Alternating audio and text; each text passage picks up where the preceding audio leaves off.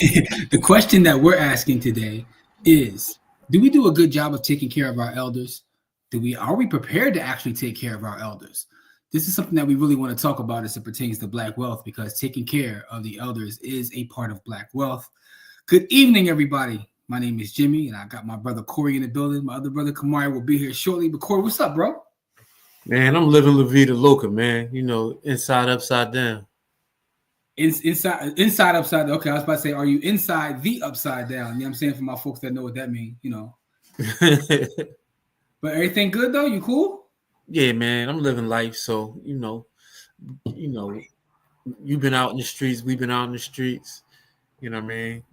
Man, been doing the business thing with my family, and then I've been doing the family thing with my family. You know what I mean? No, listen, man, and you know, Kamari will be here shortly, but I gotta say the last 2 weeks for me, man, have just been utterly amazing, man. Man, it's crazy. It's crazy to really think about everything that happened the last 2 weeks. So for one, you know, I was in Ohio, you know, spitting bars. That went very well. And then like the last week, our event on Saturday, then the event for the youth on Sunday, which was dope. What else happened? Oh, I was at the PABJ meeting on Tuesday. For those who don't know what that is, the Philadelphia Association of Black Journalists, you know, the oldest Black news organization there is. But anyway, then on Wednesday, I spoke at the barristers. Myself, Courtney, Tracy, had a chance to speak at the best. So that was crazy too. So it's just been amazing, man. So shout out to everybody out there, you know, who's seen us in the streets, and you know, we'll continuously be in the streets. But it was just dope, man. Our event itself, I mean, listen, I don't even know how to describe it, bro. And it's been so impactful that every day since then, someone has said, when is the next one? We've had local politicians reach out asking us, can we redo it in their district? That's always funny too. You know, you put something together like, you know, grassroots, so to speak. As soon as they see you able to get a room of people, what do? Yeah, because then that means you got influence. I don't even think about influence too. They just love rooms of people. They're like, oh, so you have the ability, you know, I just want to be in front of these people. And it's like, an election season is coming up too. So that's been interesting to see that. But even outside of that, just the impact of some of the things, like, it's not just them, because there hasn't been a day that's gone by where someone hasn't asked about it. I got asked about it today. I got asked about it yesterday. Like, yo, when's the next one? Can you do it again? And also businesses asking, can we, you know, kind of run that back in their business. So I think the next one's going to be bigger and better, because that was just something that we just, you know, thought up off the fly in a couple of weeks and just, you know, went outside and got it done. But let's see who's here with us right now, man. So we have Markia was in the bill. Shout out to Markia, man, because Markia made the trip from Maryland. That's my cousin Neil. Oh yeah, that's Corey. Corey loves Markia. We already love my Corey, but Corey had a chance to meet us, and now Corey loves Markia. She be telling the truth. That's cousin now. Yeah. So listen, so Markia, I just want to say thank you, because she came from Maryland, Baltimore. She pulled up, and you know, hey, listen, we try to do one in Baltimore. Let's get it set up. Let's pull up in Baltimore and get it done. Don is in the building. All right, first of all, I want to salute Don, right? I saw Don's video. Don went live earlier, and I saw it. Don said that today was officially his last day as a U.S. Marine after a 20-year, I was going to say bid, but that's not right. After a 20-year career. Don is officially done as a U.S. Marine after 20 years of service. So, Don, first off, thank you for your service. Also, congratulations, man. And, you know, look forward to seeing everything you do in the future, man. But congratulations, good brother. Congratulations. Pedro's in the building. What's up, Pedro? Thanks for pulling up, Pedro. Hey, our sister's in the building. Lorraine's here. Happy Friday, Lorraine. Carlos. Yo, shout out to Carlos, man. Carlos, I'll give you a special shout out. Carlos actually couldn't make the event, but what he did is Carlos straight sent a donation into the Cash App, which is appreciated. Everything's appreciated. Donations. Listen, we put in Dr. Umar voice, donations. So shout out to Carlos for always supporting everything we do. Carlos, it was received, it was appreciated, but like, you know, we put it all on the streets. You know, we do giveaways. That's what we do. So Markia says, hey cousin, GC is in the building. GC, what's good with you, man? And Markia with a message for Don. Hoo-ah. And also, thanks for your service, Don. We got that from Pedro as well as Carlos, man. So, yeah, we got a number of folks still pulling up, man. Everybody do me a favor, hit the like button, hit the love button, do all those things. Tonight's topic we're going to talk about is do we do a good job of taking care of our elders? and I'm going to give a little bit of context to that. It was something that I saw David Banner actually bring up in an interview. So GC said he's still buying Google. He's stacking them Google shares. Like, why they on sale? He wants to stack Google shares. I'm not mad at you. I am not mad at you at all. Jamil's in the building. Detroit's in the building. What up, though? What it is, though? How are you, Jamil? Thanks for pulling up, as always. Core, before I even show you this video, my fact, this dime right there, I can put it. He said, thanks. Definitely been one hell of a road. 20 years, bro. That's a lifetime, man. And, it's something that should be applauded, because my family, it's funny. I was talking to one of my nephews. I'm like, yo, it's something that runs in my family is people don't have what I call stick-to-itiveness sometimes. You start a lot of stuff, ain't nobody finishing a damn. Yeah. Seeing something through is what I talk about college, man. To me, I realized as I got older, I said, yo, college is nothing but a tolerance test. That's all it is. Because I know people with college degrees that aren't smart at all. I know people that because of the school we went to that have Ivy League degrees who are dumb as a piece of paper, but they got them Ivy League degrees. But it's a tolerance test, though. Right. It's an absolute tolerance test. So doing anything for 20 years. I am college intolerant. My point is, doing anything for 20 years, it should be applauded, man. So all the facts. Yeah, man. So that takes a lot of quote unquote stick-to-itiveness. But Corey, before I show you this video, right? Mm-hmm. Just give me your overall thoughts when I ask that question. If I say, do we as a community do a great job of taking care of our elders? If I ask you that question, what's your first thought? Hell to the no, no. No. We don't do a good enough job of taking care of our elders, because we don't carry on their legacies the proper way.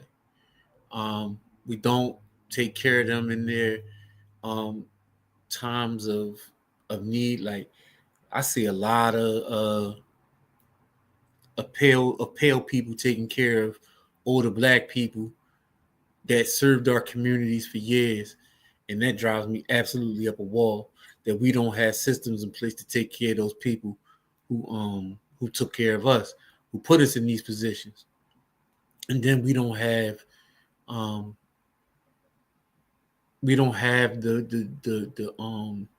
I don't want to say freedom fighters, because when I mention freedom in America, those two words are like oxymorons. We don't have the people who fought for our privileges continuing on their work. So I don't think we do a good job of taking care of the elders at all. I want to open it up to everybody watching us live. Like I'm gonna play the video in a second to give you context, but I just want to know overall, like, what do you guys think? Do you guys think that we do a good job in terms of taking care of our elders? And I mean that in terms of community, but also from a familial standpoint. Do like I'm gonna bring that back to you as well, Corey. From a familial standpoint, do you think we do a good job of taking care of our elders within our family, not even just our freedom fighters, but even within our family? What do you think about that? No.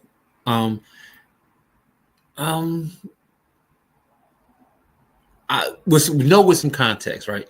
I think we do a good job of attempting to take care of our elders in our families, right? I don't think we necessarily just leave them out to dry, but we don't have the resources and like you stick-to-itiveness to carry out some of the things that need to get done. Like I see a lot of people my age taking care of their parents, and so just from my experiences, I see a lot of people my age and younger taking care of people that took care of them, right? I see a lot of, like, I can't say we don't take care of our elders, because the first thing we do when we get some money is try to put the whole hood on to take care that took care of us. Mm-hmm. So I'm not going, I'm not going to say we don't take care of them. I'm going to say we don't do a good enough job of doing so, just relative to what I would like to see. So let me ask you this question, right? Because I wonder, like, culturally speaking, do we even have those conversations enough? Here's why, right? So this is going to sound real crazy, and I'm not trying to sound crazy when I say this, but working in the spaces that I work in terms of like tech, I deal with other cultures, and that's part of their normal conversation, right? And even like having friends, like I have a lot of friends who are West Indian, right? You know, they're black folks, but they're, you know, from the islands or what have you. But that's like part of their conversation when they're a kid. They be in cribs with like 3 and 4 generations, and it's almost expected. I know that even in like, you know, certain parts of my family, when someone gets to be an adult, it's folks be like, yo, when you moving out? You know what I'm saying? Like, when you moving out? Like we push our kids out. In other cultures, a lot of times they don't do that. I know an Indian brother, like, you know, who I've done work with, and they got a whole they put their bread together. His generation, meaning him, his wife, their kids, and then 2 generations above him, they straight bought like a out in the Northeast, bought like a compound, dog. They got like in the city, they got like an acre, like more than an acre, and they like their whole family stays there. But that was like their plan the entire time. Like, they talk about it, they plan for it, but it's a cultural thing in terms of that's expected. It's so this is what I'll say. In my family, that's how we started. And then the elders who created that system died off, and we didn't do a good job in our generation of keeping it going. Okay. You know what I mean? So, like, my grandmother, I lived in a house with my grandmother, my aunt, and my mom. Then when I moved out, we only moved like 4 doors down the street. So my mom was still able to work 16-hour days, and my aunt, my uncles, and my cousins lived all on the same block. So we and you know, you've been on the block I grew up on. This it was all over the place on that joint. And so they did a good job while they were alive of instilling that. Like we used to throw every 4th of July, we would do, you know, a block party where the whole family would get together. Every Christmas we would get together multiple times. Every Thanksgiving, multiple Thanksgiving times.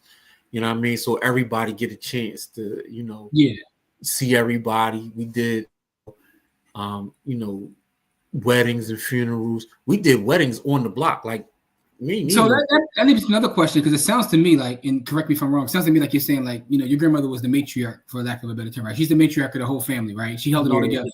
And, you know, when she transitioned, it all fell apart, because you could see the people who ain't like each other, they ain't had nobody in between them. The people so, you know, I want to talk about that, right? Because you're not the first person that's seen that. I had it to a certain degree in my family. My aunt has stepped up, and I love my aunt to death. She stepped up and has done an amazing job of trying to, like, you know, fill that role. But you're not the first person I've heard say that, and that's what I want to talk about. Like, why aren't we stepping up to necessarily fill that role as a matriarch? I'm gonna tell you why. It's a job. It's literally a job. Like holding a family together is literally a job, right? So I tried to carry on that tradition with my family, and then I realized I don't like half of you motherfuckers. I don't really like y'all. So, like, and it's kind of hard to be giving to somebody you don't like. I'm just gonna keep it a thigh while, and then those people ceased to be family and they just became relatives. So, you know what I mean? Like, I can't really lie and say, you know what I mean, for real, because like, no, I'm laughing because I know you telling that's your feelings. I get it. Like, I know. And the thing is, right now, I'm like, when I wanted to move back to the city, my cousin was like, "Come on," you know what I mean? Like, it wasn't no rap. I got my brother still living in the city. I love my brother. You know what I mean? I still go talk to my brother. We still go see him. You know what I mean? So I got fam all over the place.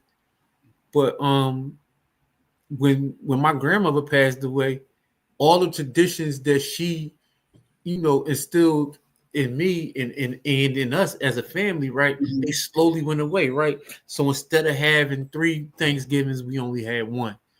Instead of having 3 Christmases, we only had 1, and then that 1 went to none. You know what I mean? Like, when I started having my own kids, I was done. Yeah. So it sounds like the part of it being a thankless job is part of the problem. But I mean, like, you know, we have folks that are willing to do it. Like, so that goes to my question of, are we doing a good job? Because that's all part of the equation. in terms of why we may not be doing a good job. Shout out to Kamari. I see you in the chat, man. Like, you're supposed to be on the stream, but I see you in the chat, bro. But I appreciate that nonetheless. Let's get back to these comments real fast, and then we're gonna get back to the conversation. I'm gonna show the video in a second. I didn't forget about it, but so first of all, I do want to put this on the record too, man. Rest in peace to Junior Bridgman, business legend. You know, a lot of folks know him from making a transition from the NBA to becoming a billionaire. You know, as a brother. So rest in peace to him. And man, just a sad story, man. He said he, you know, took sick and he's no longer with us. It kind of like, it was a little bit triggering. It reminded me of, you know, the brother from Beatrice Foods, right? Why should white guys have all the fun? I thought about that story, how they get this accomplishment and the next thing you know, they're just no longer with us, man. But, you know, so rest in peace to him. That comes from Jamil as well as Don as well. Jamil also says, no, sir, we don't do a good enough job. GC says it's relative because we can't just generalize everyone because everyone's family is different, you know? Yeah, that's absolutely true, right? Some people do, some people don't, but everybody's family is structured different. That's the interesting thing about family. Carlos says overall, no, we do not. Adrian's in the building. Shottown said, what's up, Adrian? How are you? So Don says, I think we do. We all heard of the black tax where those that made it take care of their family. Yeah, so that's at certain levels. Yeah. And GC says, in my specific family, we do a good job, especially from the perspective of giving way more financially than was ever even provided. We're still looking out for elders who can't even pass wealth down. That's honorable. Salute to y'all for that, right? That's honorable. What I can tell you is, I know a lot of people try their best. A lot of people do amazing jobs, but I can also tell you that there's some folks that just don't. And there's some folks that don't like even care, and that's pretty sad too. Speaking of, I mean, look at this comment from Jamil. His 82-year-old grandma looked out for all of them. Now she's stuck in the bathroom of a bedroom in a house full of tree smokers while she has COPD, and he has to help find her rides to the doctor in a whole other state. Man, that's tough, man. Sorry to hear that, beloved. But you know, salute to you for stepping up and doing what you can. You know, Marquia says holding a family together is most definitely a job, and it's a thankless one. Whew, man.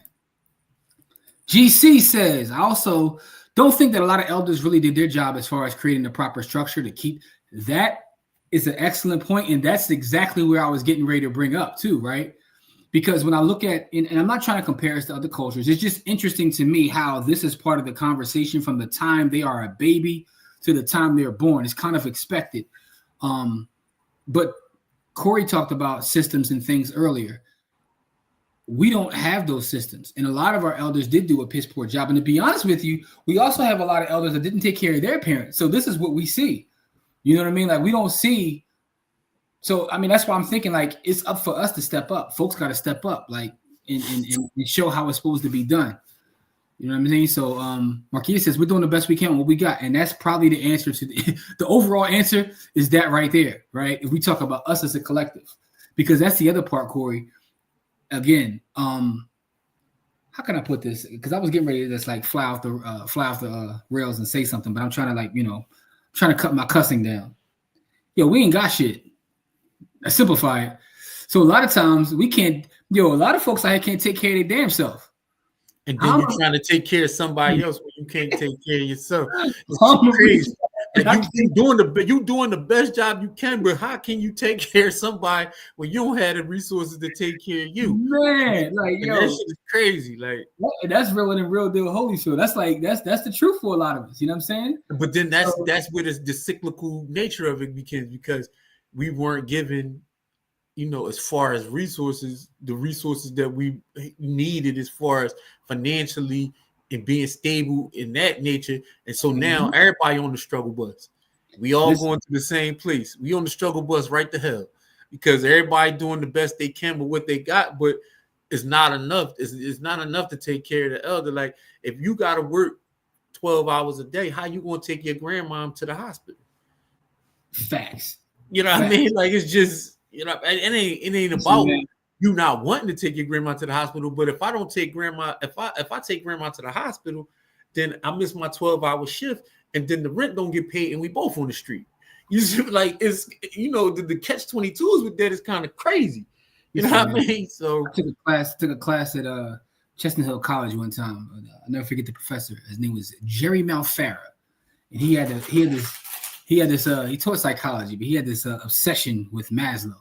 So no matter what course you took with this dude, somehow Maslow became part of the conversation. We could be talking about math, and somehow he found a way to bring Maslow in. But because he was so adamant in bringing Maslow into every conversation, I always think about, like, the Maslow hierarchy of needs, obviously, right? So the physiological ones that lie at the bottom of that pyramid: clothing, food, shelter, whatever it may be, right? So I can't even get to the top of the pyramid because I'm always stuck at the bottom. I'm going day in and day out trying to get these. Worried about the bottom of the pyramid. I can't even get to the higher echelons of the joint. Like, how can I get the self-realization if I can't even get the I can't get the safety, I can't get the love. I'm always at the bottom of the pyramid. I can't get the safety, love, self-realization. I can't get anywhere near the top of this pyramid joint because I gotta worry about am I going to starve to death on Tuesday if I don't go to work on Monday. By the way, we laughing to keep from crying because it's not really funny, but it's true though. Like, I mean, because it's the condition. Like, we're laughing at the condition, not the people. You know what I mean? Like, because believe me, I've been that person. I've been that person a long time ago. I've been that person recently. Like, I was just telling them on Wednesday, I've been the person who had, multiple hundreds of thousands of dollars. I blew $1 million in 8 months.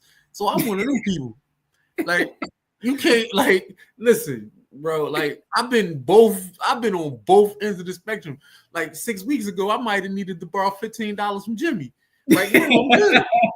You know what I mean? Like, I'm all good right now. You know what I mean? So it all depends on what day you catch. But that's part of the conversation too, right? That has to be part of the conversation. So Jamil says she sacrificed her cash, credit, and lost her crib within the past 5 years. And my auntie, her husband, and 3 cousins treat her like poop under one roof. Dang. She begs to go. And see, that's the part too. It's some of that too. See, Kamari over here starting trouble. He ain't show up for work, but he in the comments talking crazy. Y'all the talent. I'm just Otis. See how you like to play victim? He making victim noises. He's not even here. You can't even show up for work. We ain't even shooting at him. Like, you know what I mean? Yeah, it's other people in my family that don't care, but the truth be told, they was never really close with some people anyway. I get that. You know what I'm saying? And GC, that's a bar. Yeah, absolutely. So being an elder is more than just being old. Ooh, now we talking. That's a bar. Now we talking. Now we talking. Yeah. Now we talking. I believe a lot of us have forgotten our elders in down south, and I've seen folks lose grandpop and grandmom home over taxes as low as $1,200. Right? So this goes to, but it's something you always talk about, Core, right? We need to work on systems as a community. Right, because and someone like myself who works in real estate, what I tell people, like, don't lose the house. And people take that the wrong way. People take that to mean like I always have to hold on to this property. I can't sell this property. My thing is, a property is nothing but bricks, right? Don't lose that equity that grandma built up. You know what I'm saying? Because I've seen people lose homes that are worth $500,000, right? Because they don't pay taxes, and the raggedy taxes be like 10 grand. It's like, yo, sell it. Literally, right? Sell it. I can't sell. I'm like, but you're not going to do anything else. So you're going to end up losing it. You lose it for nothing. Just sell it. Take that equity and go build somewhere else. Like, because again, when you look at money as being energy and time, all grandmom did was put energy and time into those bricks. Sell it and get that energy and time out of that bricks and put it somewhere else. If you can't afford to pay for those taxes, you can afford to pay for the taxes, get it. But when I'm talking about systems, as a community, we got to step in. But even if you got to sell it to one of our folks, man. But the bottom line is we need systems in place to make sure we take care of the elders. And by the way, to Don's point, the elders that deserve to be taken care of. It's also some raggedy elders out here. Raggedy. I'm talking about raggedy and raggedy. Like, damn, bro. Like, man, listen. I don't listen. I don't talk, I ain't gonna speak ill of people in my family, but this is true, GC. This is absolutely true. But I think it's something to that, because I've also seen elders that are able to kind of like mend situations, right? So he says, but usually when families kind of split apart after a certain elder dies, it's usually because they wasn't really cool anyway and just got along out of respect for the elder still being alive. That's part of it, but it's also part of what you said. It's part of what Corey said. It still takes someone to do that, right? So even in my various friend groups, right, all the different friends I may have, there's always somebody who makes sure that we stay connected, right? There's always that person that's like, yo, let's go to lunch. Let's go to, you know what I mean? Like there's always that. Listen, even within our group, Tracy always makes sure like, yo, let's go get a meal. Like but that's her role. That's what she does, right? There's always that person that makes sure, and I guess in the family, for a lot of us, that was grandma. Like it absolutely was. Or an older aunt. But at times the reason we don't have ish is because the elders didn't do their part. It's a circle. Like goes to Corey always talks about that. Like it's loops. We stuck in a constant loop. Yeah, man. We on a VHS cassette with a tape pop, man. Like this joint just in a loop, and the tape just flying all over the place. Absolute chaos, man. So we could do a better job collectively, like the 94-year-old lady crossing guard who just retired but had given birth to 18 kids. I saw Lorraine sent me that video. That's absolute chaos. Ain't no way no 94-year-old woman should be working if you got 18 kids. So I thought about that, right? And that's kind of like that's wanted to work. That's my initial thing too, because I meet a lot of elders who are still in the workforce, and you talk to them and they be like, I'm not stopping. Because honestly, a lot of them feel like once they stop, that's when they're gonna be, they fear death. They're gonna be on that stairway to heaven. That's how my pop is. My pop, no matter what happened to this dude, he won't stop working because he feels like if he ever sits still for too long, he probably gonna get out of here. Yeah, like they ain't trying to be on that stairway to heaven, They trying to stay here, just like Roland Martin. Yeah, more Roland Martin slander, man. Yeah, he talking about Kamari. Yeah, man. So Kamari putting his ascot on before he come on the show. Yeah. His terry cloth and his ascot. Terry cloth. Get the kid a friend of mine of India invited me to dinner with his family. First thing I recognized is after they broke bread, they talked about business first. Really gave me a new perspective, right? So what I'm saying is, right, we see it in other cultures, but we can start creating our own. You know what I'm saying? Like, and that's the great part about us building with each other and doing what we're doing. We're creating a new culture.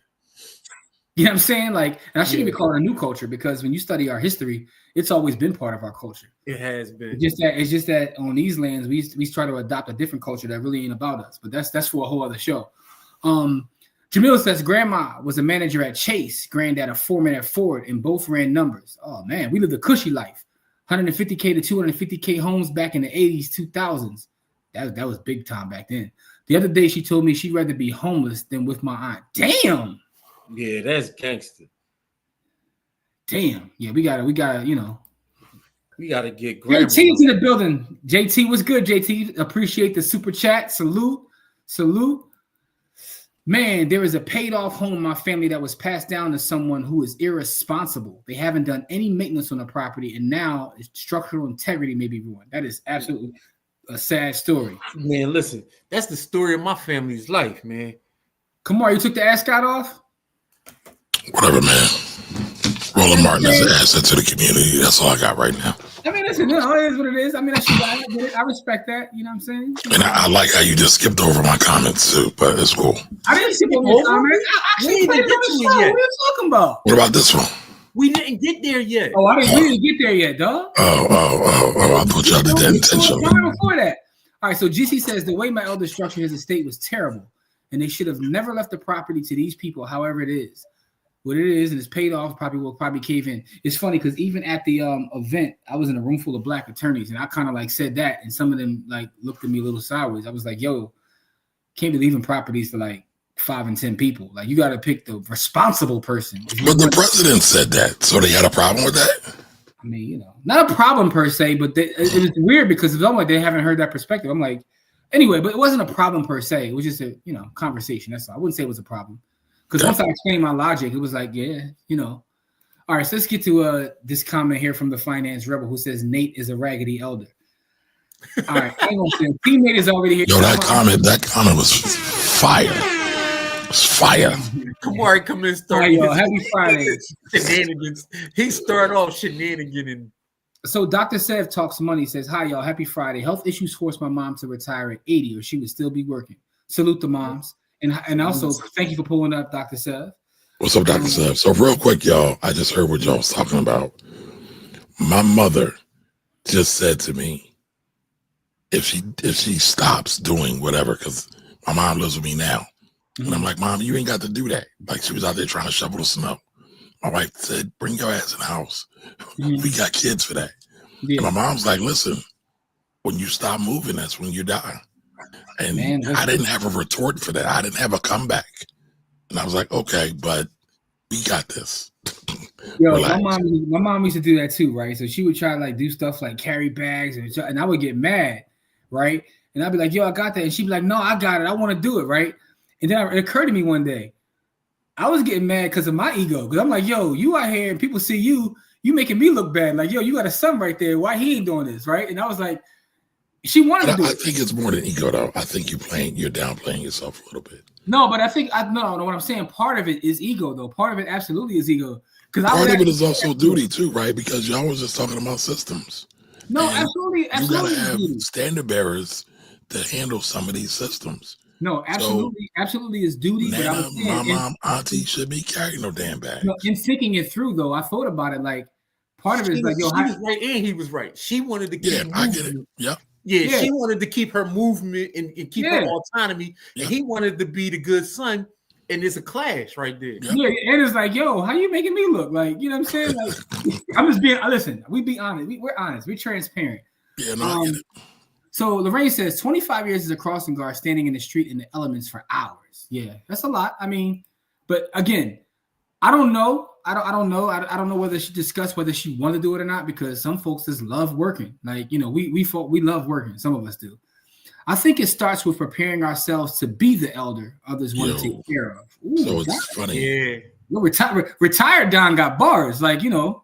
Oh, yeah. Salutes to Don. I saw that video, man. Congratulations, brother. Congratulations. Yeah, man. You know, he said now he about to get out here and help the community, help make sure the women, you know, got money to get their kids to school and all that, you know. $40 specials. He's taking the next step in life, so salute to Don. Right. Going back to Don real quick, though. Oh, damn. Can you pull that back up, Jimmy? I done lost it already. I'm tired, Joe. I'm sorry. This one? Yes.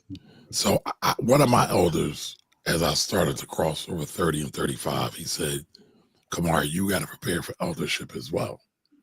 And you have to be able to handle certain things. And you have to be you got to be reliable so some of the younger generation can come to you, because now you're the bridge between the young and the old. And that's a transition in eldership. So it is, man. But you know, like Don said earlier, being an elder is more than just being old. You know what I'm saying? You got elders and you got ONs. So, you know, I added the last part that wasn't Don, but I'm talking about ONs. No. I'm gonna put it out there. I don't want Don to get there. I'm not putting that on Don. We got 50 and 60-year-old dudes out here trying to be YNs, man. You got 50-year-old dudes that like want to be gangbangers, like, you know what I'm saying? So it's like, you know, but it's funny, man, because, you know, again, we're very transparent in everything we do. I was telling Corey earlier that these last 2 weeks have been like very fulfilling for me for a lot of different reasons. But I think the highlight of my last 2 weeks is when we did that on Sunday. It was before Kamari got there, because Kamari showed up late, but that's either here nor there. But me, Corey, and Joe were sitting there talking, and a young boy came out of the auditorium, and he pulled me to the side. You saw him, Corey, when he came and spoke to me, the young boy, and he was just thanking me because he was in our class a couple years ago, and he was like, "I just want to thank you. I got my grades right." He was like, "I wasn't even thinking I could go to college. Now I'm preparing to go to college." He was basically like, "You guys had an impact on me years ago," and that was like, see. This is why teachers teach. I'm not a teacher per se, but come on, Chris. No, but what I'm saying is that actually made my whole week, because I love it. Listen, sometimes, right? I love Black people so much that I feel like sometimes it's going to sound crazy too. Sometimes it's to my detriment, right? Because a lot of love and energy, time, money, resources I put out there doesn't come back a lot of times, right? But it's what I want to do is in moments like that make me feel like it's all worth it. You know what I'm saying? Like sometimes I'll get a message from one of the parents from the camp, and it's like that's like an energy boost. So that right there made my 2 weeks, and I bring it up. Damn, man, I bring it up to say that, you know, being an elder or being quote unquote an OG or whatever you want to call it is a lot more than just being old. It's like, do you care? Have you put good energy out there? It's two words that you mentioned that's like the battery in your back, and it's thank you. Like I ain't even like we didn't ask for that, like an unexpected thank you is like the biggest battery Man, in listen, the I back. didn't even. I wasn't even. Listen, we were just sitting there talking about something else, and like he walked up, and I was like, that made my whole day. You know what I'm saying? So like, and listen, it made my whole week. So it's like those kind of things. But that's the thing about being intentional and also caring, right? When you care, it shows. And a lot of our old people haven't really put that kind of positive energy. They just old as hell. So anyway, not everybody, but like to GC's point, all situations are different.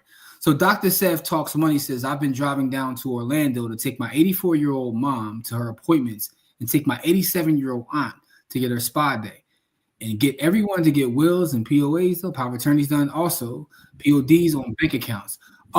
Dr. Sev, you are amazing, right? So also what you're doing by doing that is you're taking care of your loved ones, but you're also showing people how to treat you, and you're showing people how it's supposed to be done.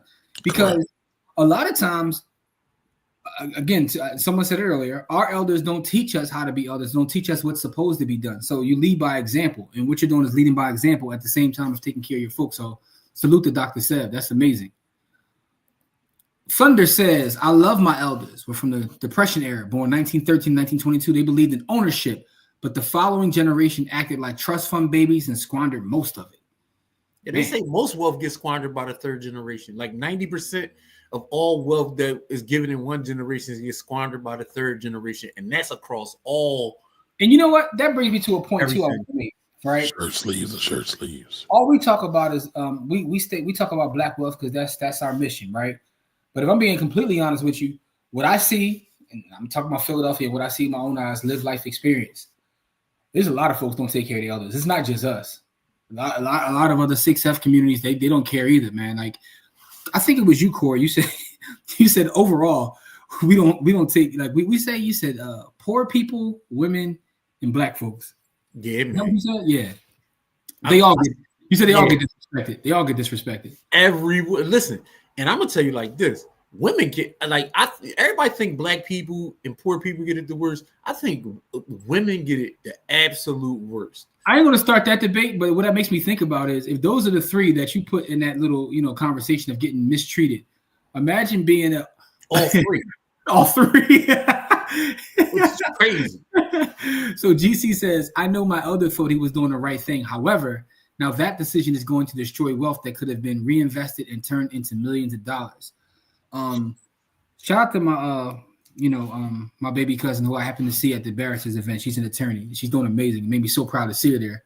But I was having a conversation with her about some family property that we no longer have and how it's worth literally over $1 million now. We just don't have it because of decisions that were made in terms of how to leave it. But the thing is, it wasn't done maliciously. It was one of those situations that I talk about all the time where someone thinks they're doing the right thing and you put too many names on it. Yeah, stuff like that happens, man. So, and that's part of the conversation we had on Saturday. We talked about a lot of us are first generation wealth builders or second generation wealth builders. Kamari might be third generation because but anyway, that's either he's privileged. But anyway, from off the God years. but the thing is this though, that next step of making sure we secure it and someone else gets to take advantage of that time and energy, we got to really step up with that. Yeah, man. And that's so when we talking about, like, we talk a lot about compound interest, right?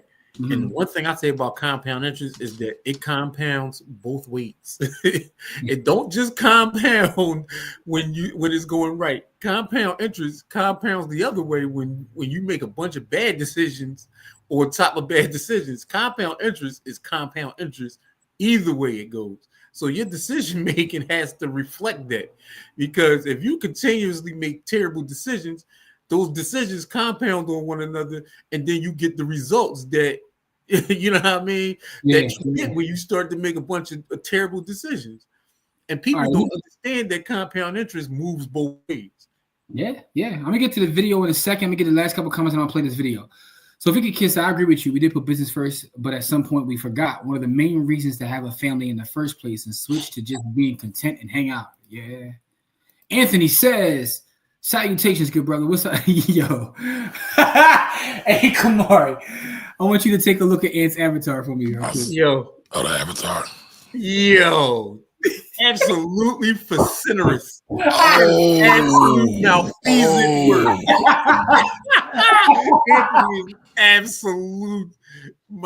Absolutely malfeasant. And I love it.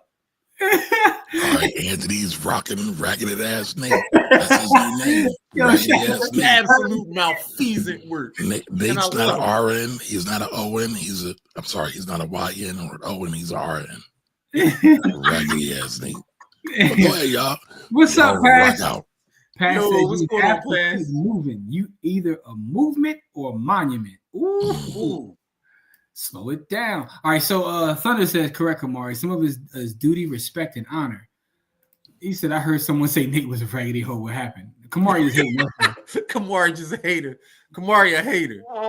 Man, this is why this is a nuanced conversation, because I don't think anybody's wrong, because to GC's point that he made earlier, it's a lot of different situations. And Brandon says, how about this situation? Many of these elders made poor financial choices during their working years and now expect their kids and grandkids to bail them out. So I talk about that a lot, especially to our black sisters, because black women feel like they're Atlas.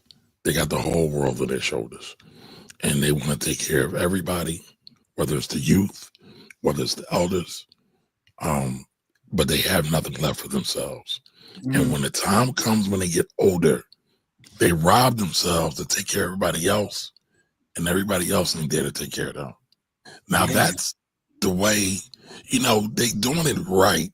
However, a lot of us have been corrupted and people didn't come back and pay it forward. That's a whole other conversation. But yeah, that's the thing. You have to look out for future you. That's what Jimmy said. Was it Sunday or Saturday? That was me. Okay, I'm sorry. Y'all are like the same person to me. Well, no, that's not. No. So a lot of times, I think we both said it, but that's not the point. The point is, though, what he said. Jimmy ain't wanted to go sideways. No. What he said or what I said, because I think I said it too on one of them joints. No. I said it on Sunday when we were talking to the kids. But it doesn't matter. Because what I asked him was, who's going to take care of future you? Right. I was just trying to give props, proper attribution. No, but my brother says it all the time, though. Like, I steal a lot of Corey's bars. Like, he knows that, though. Like, I put it on record. Like, I'm stealing your bars. Like, but anyway, that's either here nor there. But the point is, steal bars unless we talk. Right. There you go. Facts. There you go. But listen, man, life is all about growth, man. Now we have the information, so it's up for us to do better. Marquis says you're right. We got elders and ONs. That's right. And Anthony's right too. OYNs, because we also got some old ones that want to be young, right? I was dying laughing. I was on Twitter. I was trying to think, what's the word that he called them, man? He was talking about like Jim Jones and Joel's walking out board to the boxing match. Oh, I saw that. I know exactly what you're talking about. What did he call him? He called him broke YNs or raggedy Ryan. Damn, I saw that. You might have shared it. Yo, because I was in tears. I was like, hold up, what did he call them? But yeah, I'm gonna find it. But anyway, man. So OYNs is a thing though, man. Like, yeah, some of y'all, and I ain't saying you gotta be out here, with a full suit on. You know what I'm saying? That picture is absolutely malfeasant. It's an energy though. It's an energy though, and some folks be out here. Anthony is a thug, yo. He a thug, yo. Yeah, all right. So let's see. At what age are we classified as elders? Because maybe I'm an elder. That's a good question. What you guys got for that? I think it depends on your surrounding, let's say, family. Yeah, for me, I know. No, that's the one I'm talking about. Elder status because my younger cousins always ask me what they can do. Like, yo, what you need, old head? And I'm like, as soon as they start calling me old head, then that's when I felt like a. I remember the first time someone called me OG and Unc. I was like, whoa. I was about to say, once you get OG and Unc status, you are an elder. Yeah, because I'm like, I told you I was fighting the other day. People try to tell me like low is Unc wear. I'm like, what you mean low is Unc wear? Yo, I got a horse on right now. What you mean? Like, damn. Like, what happened? How does Unc wear? Anyway, listen though, Kamari, I found it. When it came out, it was like Jewels and Jim are a bunch of senior citizens. Senior citizens. Oh my God. Yeah. And actually, you know what? Senior I don't citizen? think I don't Yo, think that's that's fair. crazy, I don't bro. think that's fair for Jewels. It's definitely fair for Jim. And Jewels is guilty by association. No, So, Jewel is just as bad, dog. If you saw that, but no, I'm talking about across the landscape in no, but general. listen, listen. If you go to that page where the board does like the fit check, whatever that is, and they was on there before that, it was definitely senior citizen age energy given out. But shout to them though. I ain't mad at them. Like, listen, they already. That When I saw that on Twitter, crazy word. I laughed the entire night. I said, "Senior citizen." Senior citizen. By the way, I was Crazy disappointed word. in that fight. You said what? I was disappointed in that fight. I mean, I wasn't disappointed. He got Bull got his brakes punched off his face, and they gave him a draw. I mean, because listen, if you're gonna beat the champ, you gotta knock. You gotta either dominate him or knock him out, like one or the other. But He didn't dominate him, and he did knock him out. That's why he got the draw. Right? Yeah. But coming into the fight, he was a 20-1 underdog, so he held his own to be a 20. No, he made a name for himself. All right, so Jamil said, I don't like his behavior online. Since the fight, he's been making himself look corny, but that's a whole other, we could take that to our sports show. Tank or Roach. Oh. Yeah, he tried to take the ball to court, and he just been talking crazy. And anyway, Jamil says, I feel he need to get off Twitter. That's the one thing. You ruining your brand. But Jamil says, I feel moms on that Kamari. Had a stroke 10 years ago at 39, and friends and neighbors get mad when I refuse help. I tell them I got to stay active for the 60, 70, and 80-year-old. Yeah. Shout out to you for that, too, Jamil. I know you mentioned that before. I don't know if I ever gave you your props, but salutes to you, because some people just lay down after something like that happens. But you got back up and you stood up and you stood tall. So that's dope. Yeah, absolutely. So Thunder says, I'm a firm believer that I'm in a better position than my father and grandfather. I have no excuse not to get it and leave it for the next generation and teach them how to manage and grow it. Thunder. But you got to teach them how to treat you. So you might leave them stuff, but you got to, the purpose of this show is to teach them how to treat you. It's not about the stuff that you leave them. How do they treat you? But you know what, though? I think there's something to Thunder's comment too, though. It's like, he's saying there's no excuses. Like, I gotta take action. I gotta do something. And I'm not disputing what he's saying as far as, having them be able to manage the assets, all of that stuff. But you got to teach people how to treat you, and you teach them how to treat you by the way you treat your elders and how you revere. Like, I show my elders respect, because if I ever see my children show elders disrespect, I jump right on their case immediately. Yeah, but something to be said as well. You definitely have to treat your elders well. I'm a firm believer in that. You also got to treat the youth right too, though. No, sure. But that's the thing. By treating the youth right is showing them how to treat you. At our age, we're that bridge. We're the bridge. Right. We're the bridge. We got to treat the youngsters right, and we got to show them how to treat our elders, right? So when it's time for them to be the bridge, they do the same thing. And somewhere along the line, those chains are getting broken. Those links are getting broken. Yeah, because grandmas are smoking hookah and they like 32. That's why. But listen, I'm gonna tell you something. Shout out the 32-year-old grandma. I was a kid, like, all kids are be drawn sometimes. I would, go through a rowdy phase, but I respect my elders so much because I was taught to since I was born. I remember being on the XH, right, cutting up. But when the elder walked, the famous Uptown bus. Yes, sir. But when the elder walked on the joint, guess what we used to do? Straighten right up. Straighten right up. Straighten up like the letter I. Straighten up like the letter I, boy. Yeah. That don't exist no more. I know. I know. It is what it is, man. Let me play this video real fast so I can show folks like what actually brought this conversation to life for us.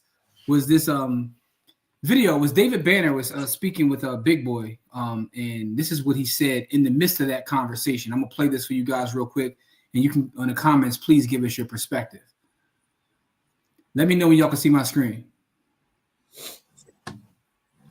There we go. All right, I'm gonna play it for y'all.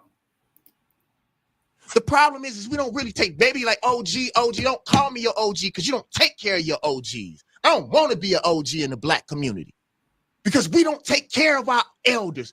We don't take care of our leaders. We really be sitting around like TV waiting on them to die. I'm not going to die. I'm going to be successful. Because big boy, I never thought about it. I don't have children. I don't have a wife. And I was, you know me. At one time, I was willing to die and give everything for my community. For what?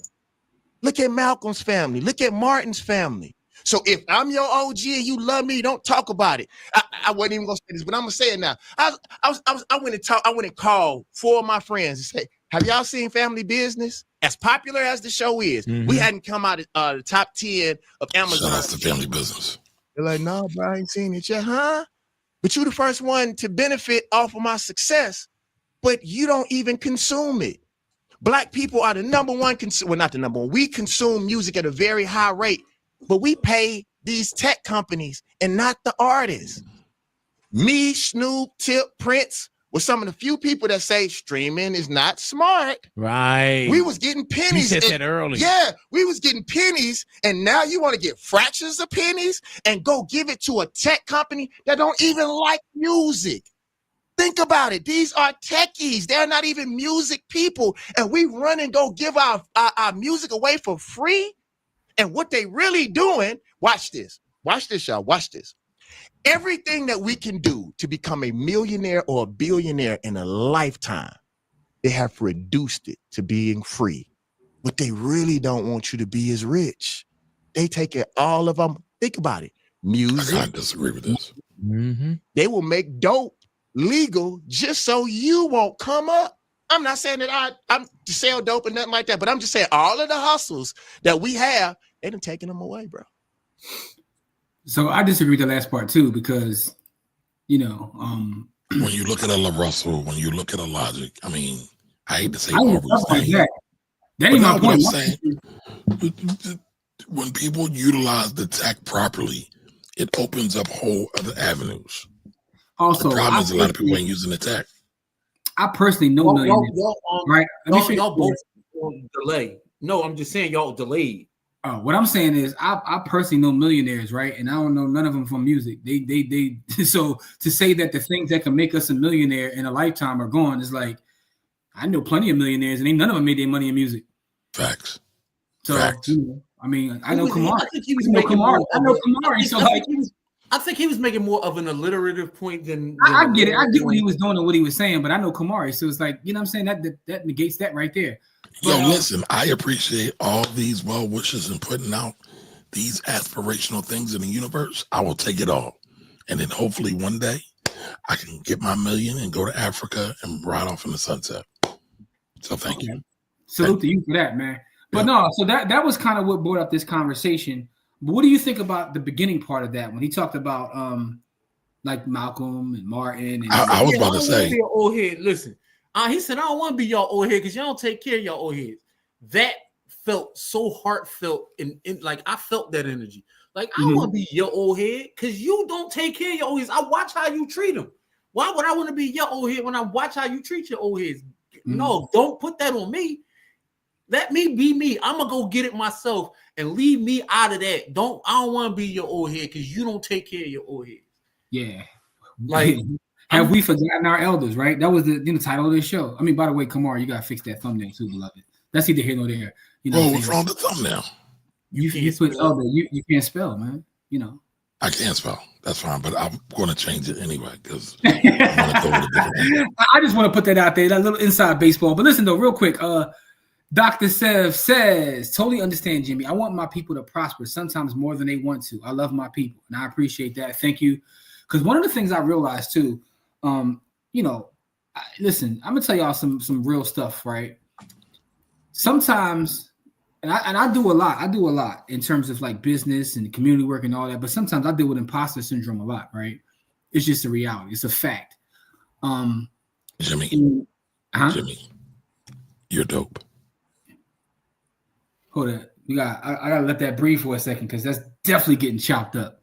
No, but it's true though, right?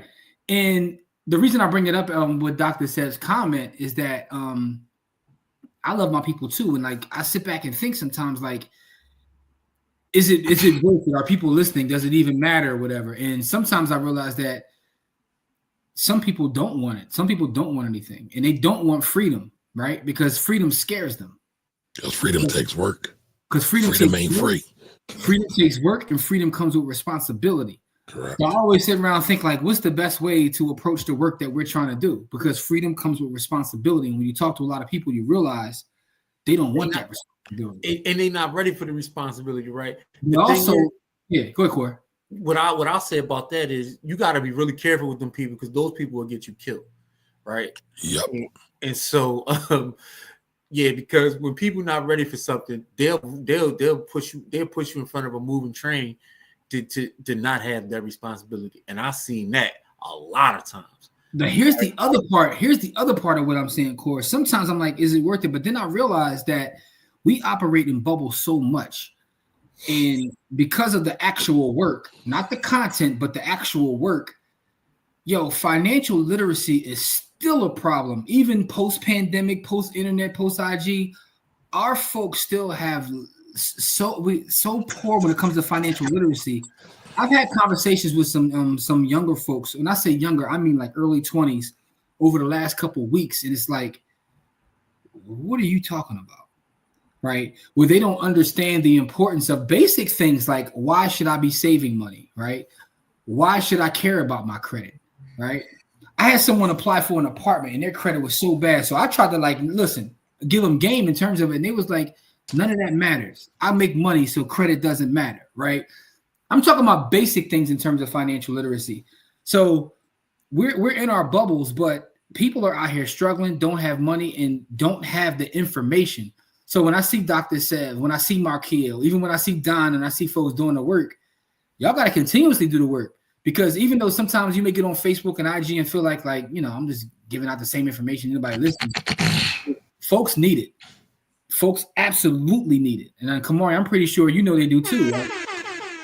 Yo, you can answer that, brother. Part of my rebellion of not being on Facebook and not giving out information is because I thought people were not receiving my words in the proper context and weren't receiving the information I was giving, was not even misusing the information, weren't using it at all. I would I ain't gonna say I would rather you misuse it than not use it, but man, like I was just fed up with people not doing nothing with the information I was giving.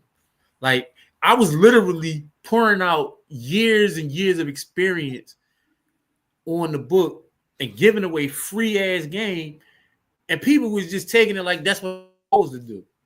No, I was doing that out of love and kindness. That wasn't because I really actually like y'all, because most of the time it's not about like or love. It's about responsibility, right? Listen, man, my grandmother taught me about like and love early in my life, man. She was like, you ain't got to like people to do the right thing. You don't got to love them.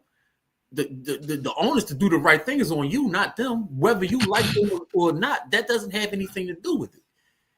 The onus to do the right thing is on you. Your energy is yours. And so, but the thing about, so I was taught that at an early age because that's the thing that kept me out of trouble in school. Mm-hmm. You know what I mean? Like the onus to do the right thing is on you, not them. Whether or not they receive it or whether or not you like them or not, or however you do, that has nothing to do with anything. I mean, listen, that was not physically beaten to me, but that was literally like verbally beaten into me as a child. Like you cannot allow other people to move you off your square. You are one. Like I was given that game. You like literally one of one. Yeah. No one can be you. No one like you're responsible for you. They made me responsible for me at like years old. Your actions are yours. You know what I mean? They didn't like literally make me responsible for me, but they made my actions mine. Yeah. You know what I mean? Like what you do is a reflection of you. And then on top of that, it's a reflection of me. Because if you do things that we've had conversations about and you're not, representing the conversations that we had, you make me look stupid. Do you want to make me look stupid?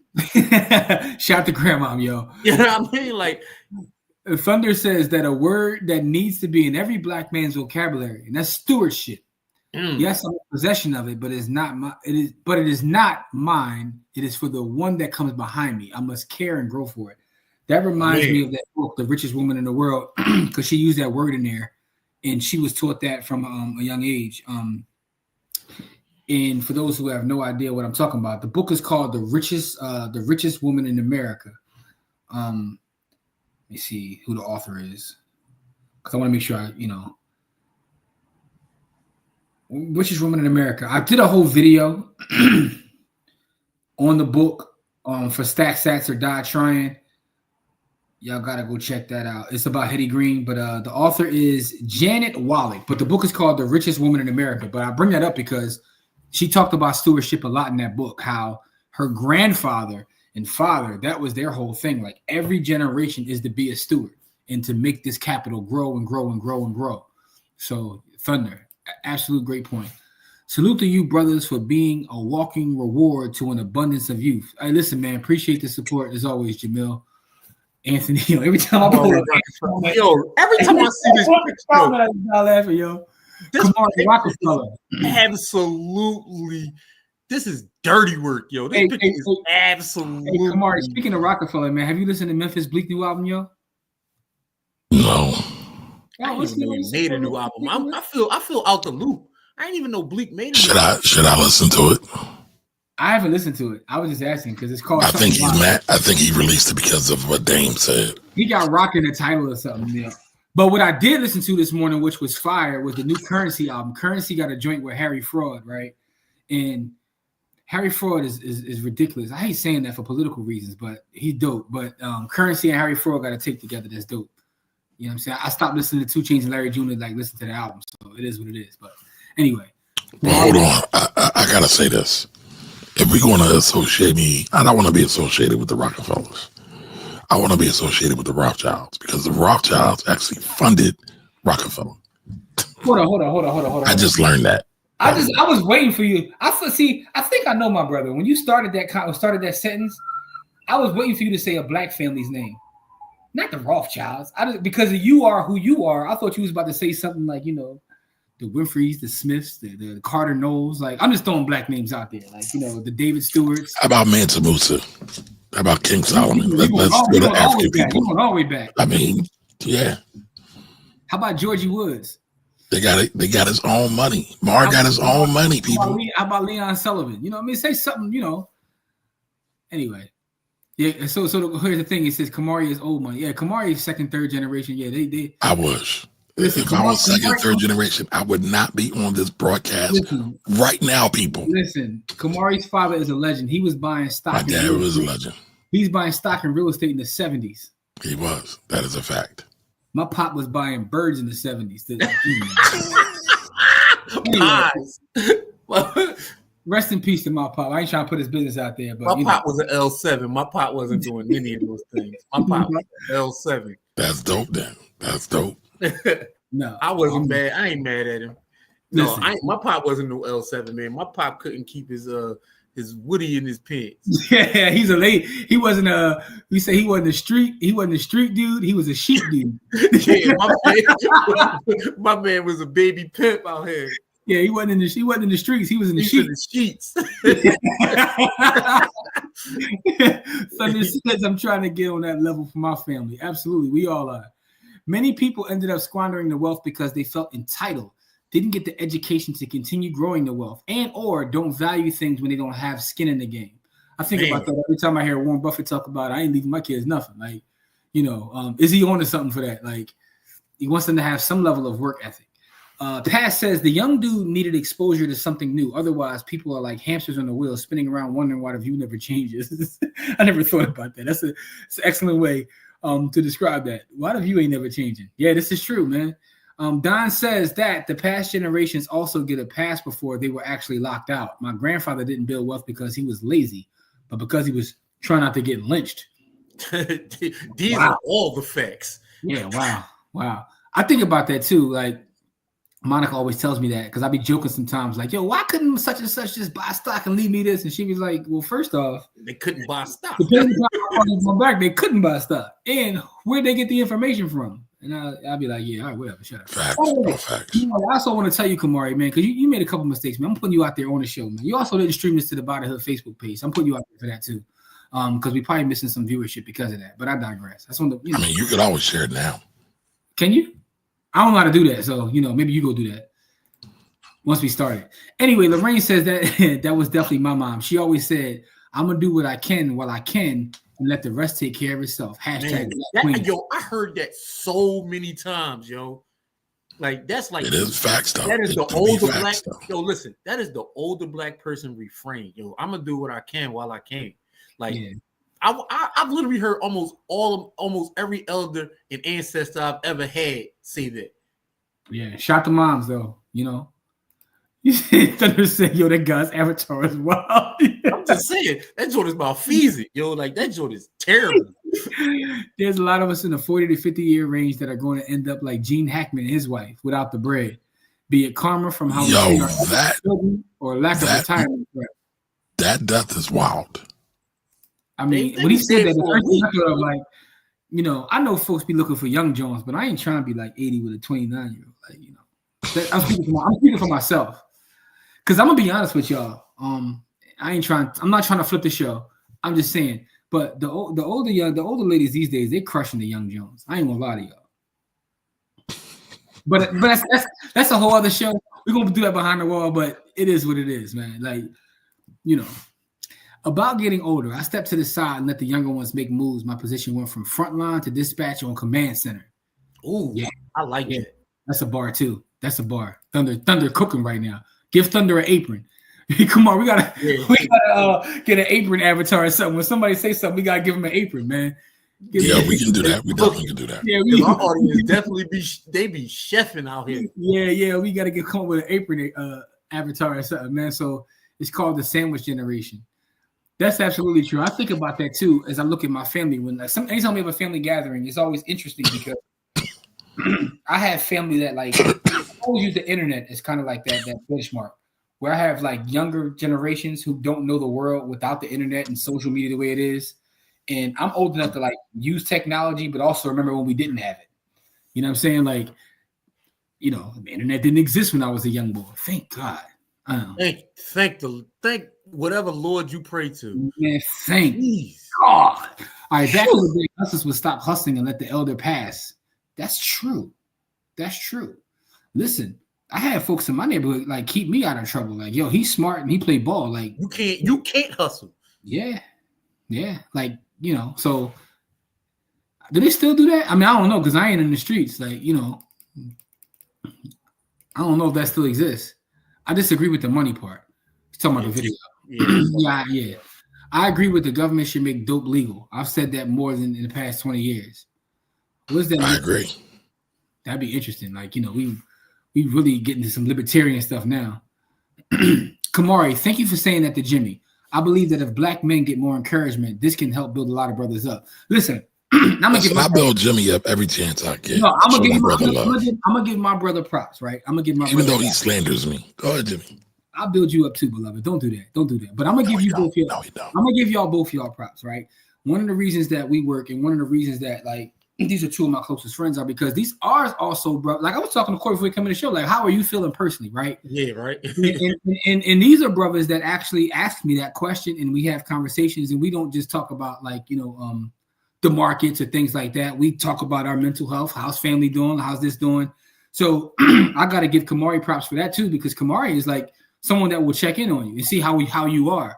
And, so I want to get him to record it, so now I can replay that and add it to, some of my reels. But Jimmy, you're dope.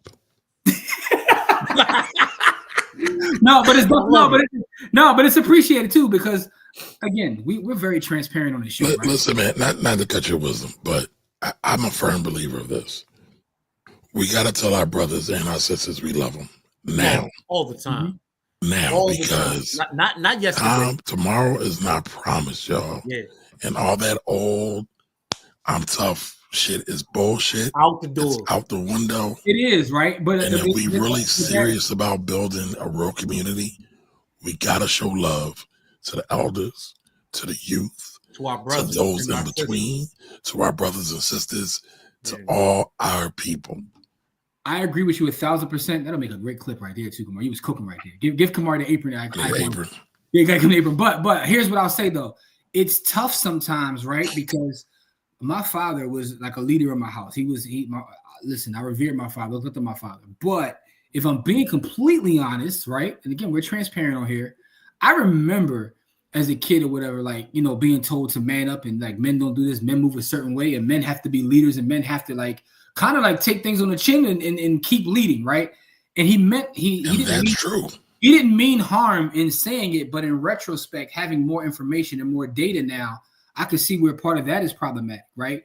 Because, you know, I was kind of being taught not to really express myself or so you got to carry all that, right?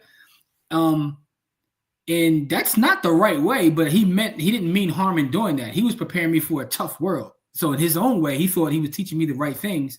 But in retrospect, we have to have a different approach to that, right? We have to be able to express ourselves. Like, man, listen, I ain't gonna lie. I find myself telling my kids to stop bitching sometimes. Like, stop that, man. Stop bitching.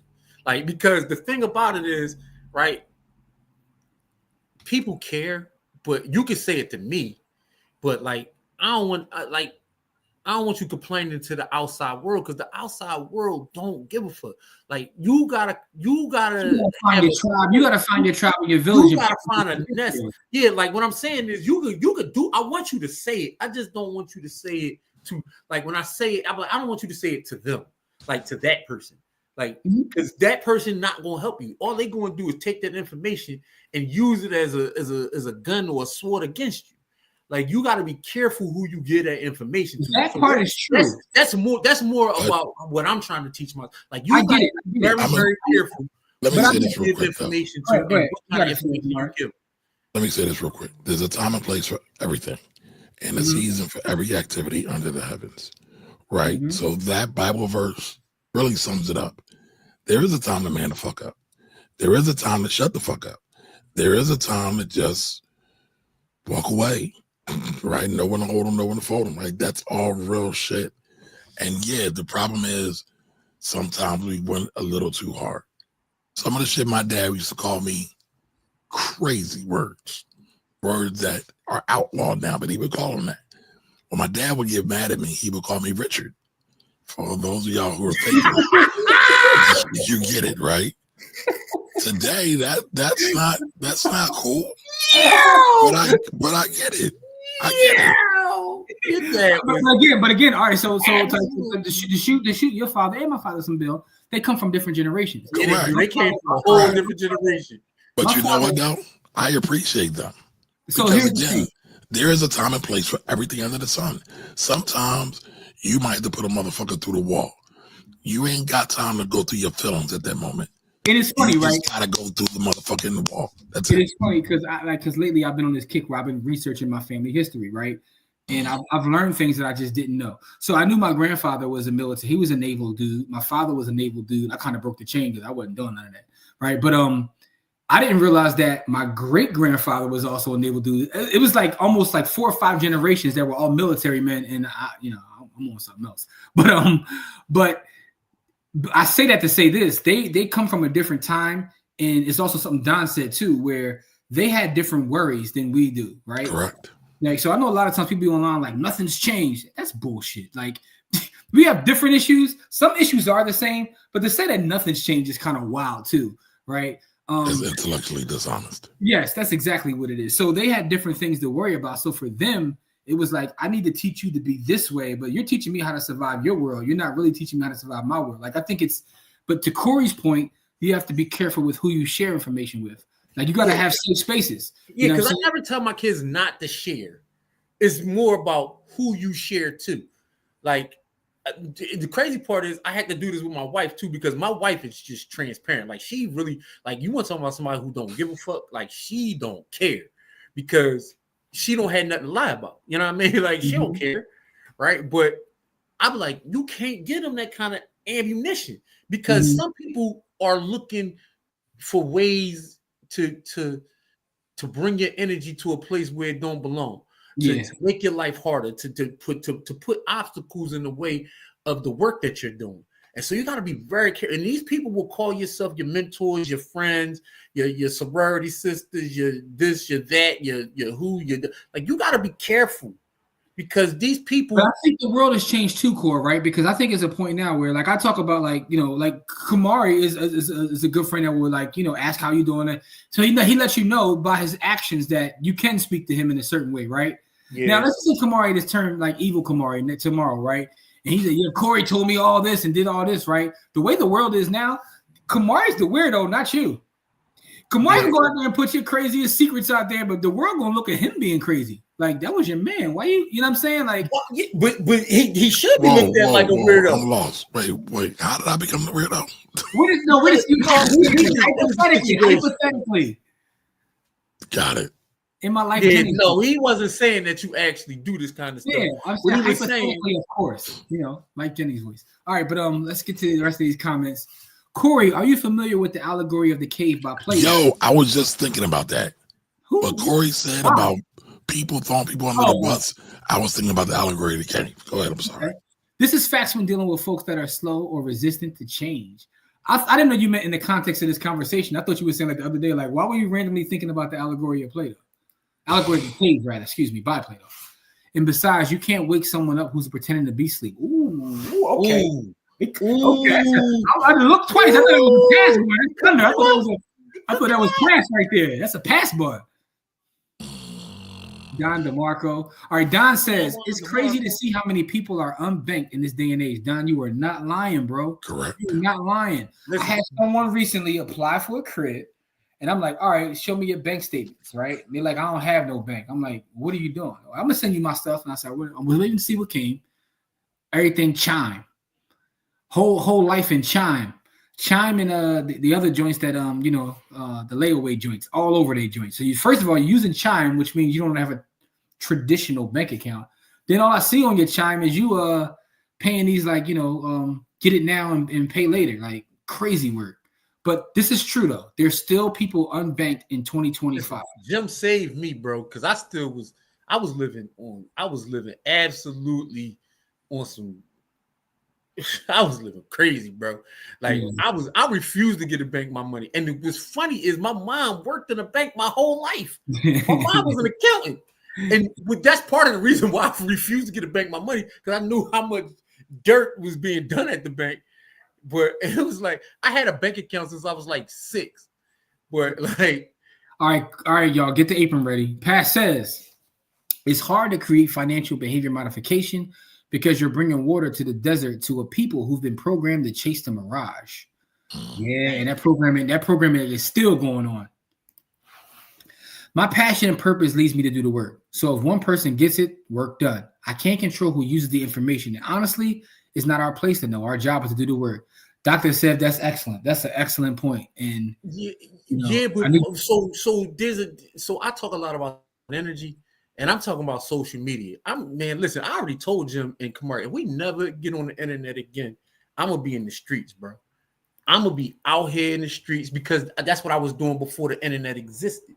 Yeah, but here's when you told me the other day, doing that work. You said to me the other day, and what did I tell you? I said I get it. I totally understand that. But the problem is, that's not really a problem. But the truth of the matter is, the internet is how you reach the people in 2025. Our world has changed. You're gonna be out in the street talking to yourself. You right. Social media. Listen, I'm not saying I would do that because, again, like you said, part of the work that we got to do is to reach more people, and we got to be in the spaces to reach them, which is online. But I promise you, man, this online world feels so goofy to me because I grew up without the internet. Because it is. Because it feels goofy to me because, like, again, like I was a little young boy. I was a nerd and a goon, all balled into one. I was. But here's what I realized, right? And it's sad that wisdom comes with age. I often think about like how dangerous I'd be if I had my brain now when I was younger. But I digress. Man, wisdom comes with age. But here's what I'll say. I realize as I think about this, right? As goofy as the internet is, in retrospect, the streets were just as goofy. They were. Facts. Just as goofy, if not more goofy. Kamari gonna be the second coming of Jay Electronica to the Rothschild. I was cracking up when I saw Jamil say that. That's a lot. He gonna get that bunny. He gonna get that bunny and become a Rothschild, huh? Ant's in the building. What's good, Ant? I swear I want to change the avatar. Maybe no, you can't change it now. Every time he put a comment up, I just like I go smile laughing because that's hilarious. And it's not just that who it is; it's that specific picture that makes it funny. Yes. It's also funny because Don sent me this picture today. That's what makes it hilarious. Kamari Musa. I'll take that. I'm with that. Still Rocks, what's good? Still Rocks. Yeah. Jamil says, what are y'all thoughts on the Anthony Mackie interview where he talks about masculinity and training his boys to be men while owning a gay bar? I didn't see that part. I didn't know he did. Oxymoronic, opportunistic, or capitalistic? All three. All of the above. Wait. Are we saying that gay people can't earn men? Because I was like, okay. I was thinking. So my thing is masculine. My thing is he's drawing a line between gayness and masculinity. And is Jamil doing that, or is that what Anthony Mackie did? Because I didn't see the interview. I didn't see the. I know Anthony Mackie's been. He's saying. I think that's what Jamil is saying. Is it oxymoronic that he's talking about masculinity when he owns a gay bar? So for me, I think it's all three: oxymoronic, opportunistic, and capitalistic, right? And I don't have anything. What's the oxymoron in it? Because if you're talking about masculinity and we're talking about just the general scope of things, most people do not put masculinity with gayness. But forget about most people. What's the oxymoron? The problem I have with a lot of gay men is that they aren't masculine. So that's but I don't care. Shit, there's a lot of straight men that ain't masculine either, but and that's the point. And see, and I was you ain't let me finish. You ain't let me finish stewing. I'm sorry. You ain't let me finish stewing. What I was getting but what I was saying is that but I'm just talking. So what I was looking at was the words, not the actual context of it, because what he's talking about and what the world considers masculine is when you put masculinity and gayness in the same space, most people don't put those two things in the same space. They just don't. To your point, most people are stupid. But the other part about it is what actually, and this is a question, I'm just throwing it out there, what actually is masculinity, right? Because people, when they talk about masculinity, I've seen all kinds of definitions and people's beliefs in terms of what masculinity is. So I think that's the real question is, what is masculinity? You know, some people will say masculinity. What I'm talking about is in the general context of masculinity. Yeah, but what is the general context?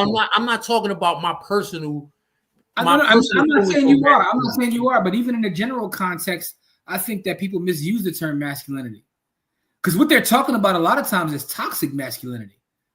What they're talking about most times is white Eurocentric ideas of masculinity. Now we cooking. We don't really want to have that conversation. Yeah, now we cooking. All right, but Jamil, I really can't answer the question honestly because I didn't see the interview and I don't know what context is missing. I don't want to take him out of context just by looking at your comment. But it makes me think about something. I never thought about because I mean, I'm a what they call me I'm a cis straight man or whatever. Cisgender man. I'm a cisgender man, so I don't think about like gay bars, right? So, but I never thought about who owns gay bars. I never thought like, do gay people actually own their own spaces, right? I never thought about that. They do sometimes, but also sometimes they probably don't. So I guess if you own any establishment that happens to be, used by that community, is it opportunistic or you're just serving whoever comes to your space? I mean, all business is opportunistic because that's the reason why you're in business. You're in business for the opportunity to make money. So I don't always see opportunistic as in a negative. See me again because I know what words mean. I don't always see opportunistic as in a negative light. I got you. Huh? I got you. I hear you. No, you're not wrong, man. I gotta watch the interview though, Jamil. But he's been on a press run lately because I also saw him. He's him on Captain America, right? Yeah. So he's been going crazy on the press run, but Still Rock says I do a lot of Ubers part time. I find myself being called unk to a lot of the young brothers and sisters. I try to use that time, these car rides, to give them some inspiration, as you should. There you go. Doing the work. You being a good elder then. As you should. Should. So Thunder says the way I look at it, as a man in the world is T-Mobile. My house burned down. T-Mobile. Sorry to hear that. Your bill's $1.50. I broke my You know leg. what that is? That's T-Mobile. fuck you pay me. Sorry to hear that. Yeah. The world is T-Mobile. I was told by my pops, rest in peace, as a kid that as a man, if you have to cry in a sink of cold water. That way people won't see you as weak and your kids look up to you as well as your wife respects you. Yes. A lot of us were raised that way, man. But again, they were trying to protect us. It's from a place of protection. You know what I mean? Like Fat Joe says, some folks would come up to him, insult his mom, and beat the brakes off of him, and then they would collect the payout. He would beat the brakes off of him. I got it. Corey is right. You have to be careful who you let in your relationship.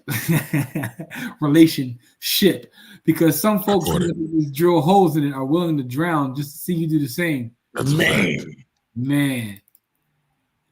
Chef Thunder is cooking. Yeah. Chef Thunder pulled up with his apron on the night. Yo, Thunder, you got to change your name. You Chef Thunder now. Yeah, Chef Thunder. It is goofy. Yeah, man. Hey, Nicole. The B lady, Nicole, what's going on? Be at Broad 90 with a speaker in the stage. Right? If I get off the internet, I'm gonna be out there like the 5%ers I talked about. No, that's the Israelite. They used to be, it's funny because it ain't funny that it's funny because they used to be cussing at people. Like, yo, folks be paying no mind. You motherfucker, they be going at them like, yeah, they be out of control. See, y'all remember y'all wasn't outside in the 90s, you know what I'm saying? Like, not you, Quarter.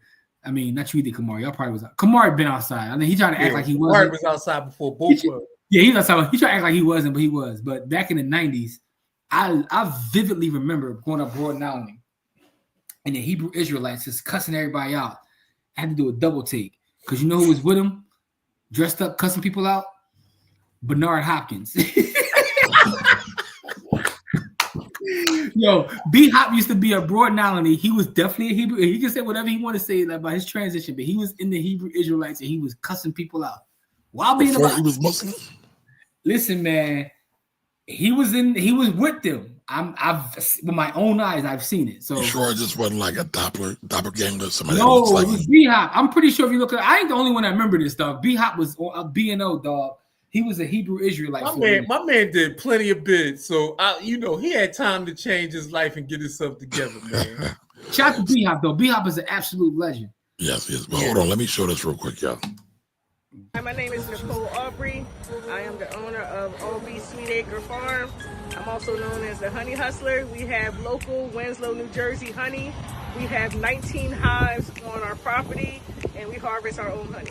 You can find me on Facebook at OB Sweet Acre Farms, and you can also find me on Instagram at OB Sweet Acre Farms. That's what I'm talking about. Nice. Hustler. We love it. Nice. We gotta give Nicole her props. Yeah, show that love. Yeah. I'm thankful to my dad who left houses or land to all 9 of his kids. The problem is that he didn't teach us how. I'm changing that with my daughter, showing her the what and the how, up to her from there. Salute.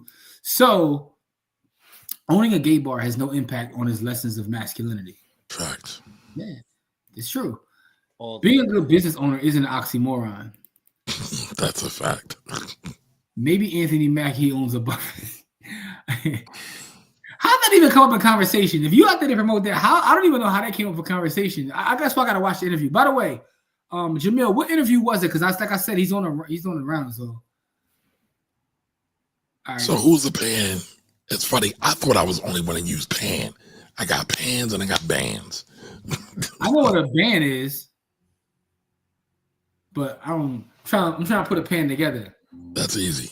I know what an AN is. What's the P word? Okay. Okay. Got you. You can Philly though. We say parsley. Like, you don't even say the right way. All right.